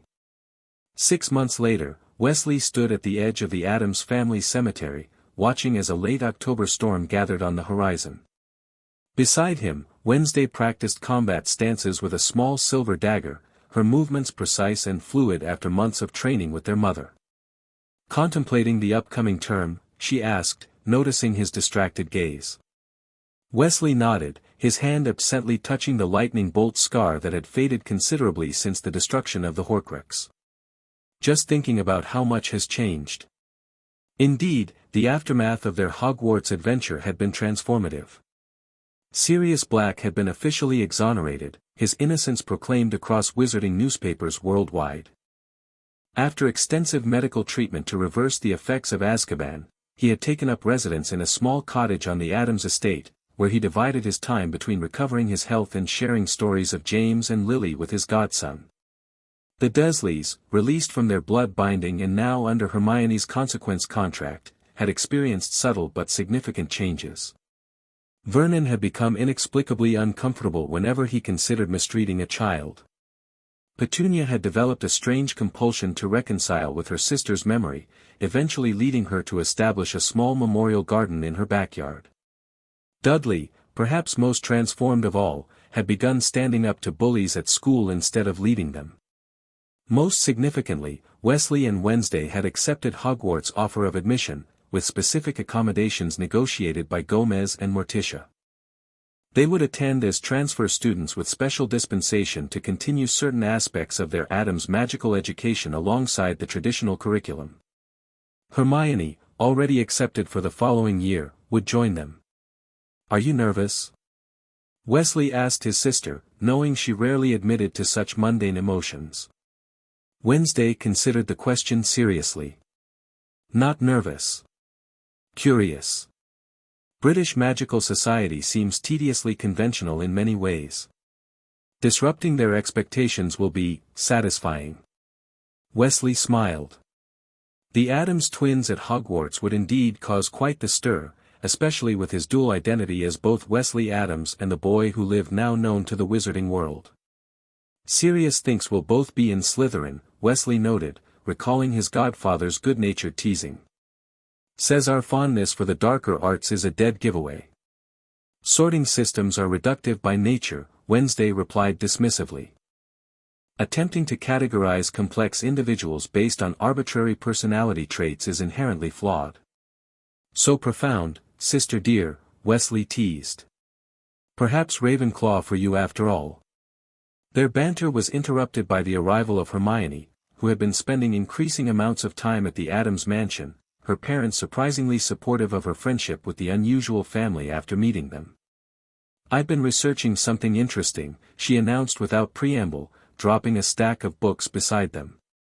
"About your dual nature, Wesley. There's precedent in certain magical traditions for what happened to you, souls that maintain consciousness through dimensional transitions." Wesley had grown accustomed to Hermione's intellectual enthusiasm. "And what did you discover?" "That the magical signature changes slightly with each transition," she explained excitedly. "Which explains why your core magic remains recognizably Harry Potter, but now contains Addams family elements. You're not two separate people, you're a magical evolution." "Fascinating," Wednesday commented, genuinely interested despite her flat tone. "Does this research suggest any practical applications?" "Potentially," Hermione confirmed. "Wesley might be able to access magical abilities from both dimensions more fluidly than most wizards. It could explain how he summoned the Sword of Gryffindor despite his Addams upbringing." As they discussed the theoretical implications, Morticia approached from the mansion, her flowing black gown billowing dramatically in the pre-storm wind. "Children," she called. "Dinner is ready. We're celebrating your upcoming departure for Hogwarts." They followed her inside to find the dining room transformed for a macabre feast. The entire family had gathered, Gomez at the head of the table in his finest pinstriped suit, Grandmama beside steaming cauldrons of questionable but undoubtedly delicious concoctions, Pugsley experimenting with explosive properties of dinner rolls, Uncle Fester with a light bulb in his mouth for ambient lighting, Lurch standing stoically with a silver serving tray, and things scurrying about adjusting place settings. Sirius Black occupied a place of honor, looking healthier than he had in months, engaged in animated conversation with Gomez about something that involved enthusiastic hand gestures from both men. As Wesley took his seat, surrounded by his extraordinary family, he felt a profound sense of belonging. The identity crisis that had troubled him for so long, the question of whether he was betraying his birth parents by becoming Wesley Addams, had finally resolved. He was both, and he was neither. He was himself, shaped by multiple worlds, multiple families, multiple magical traditions. The combination wasn't a dilution but an enhancement, making him uniquely positioned to bridge different magical approaches and perspectives. Gomez raised his glass in a toast. To Wesley and Wednesday. May Hogwarts survive their attendance, and may the British magical world never be the same. As glasses clinked amid laughter and cheers, Wesley caught Wednesday's eye. His twin gave him one of her rare, genuine smiles, an acknowledgement of the journey they had shared and the adventures still to come. Whatever challenges awaited at Hogwarts, they would face them together, the boy who lived and his Addams twin sister, rewriting the rules of magic one spell at a time. And somewhere beyond the veil that separated worlds, Lily and James Potter watched their son's unique path with pride, knowing that despite everything, love had found a way to transcend even death itself. The end. Thank you for watching this video. Please be sure to subscribe to our channel and like this video.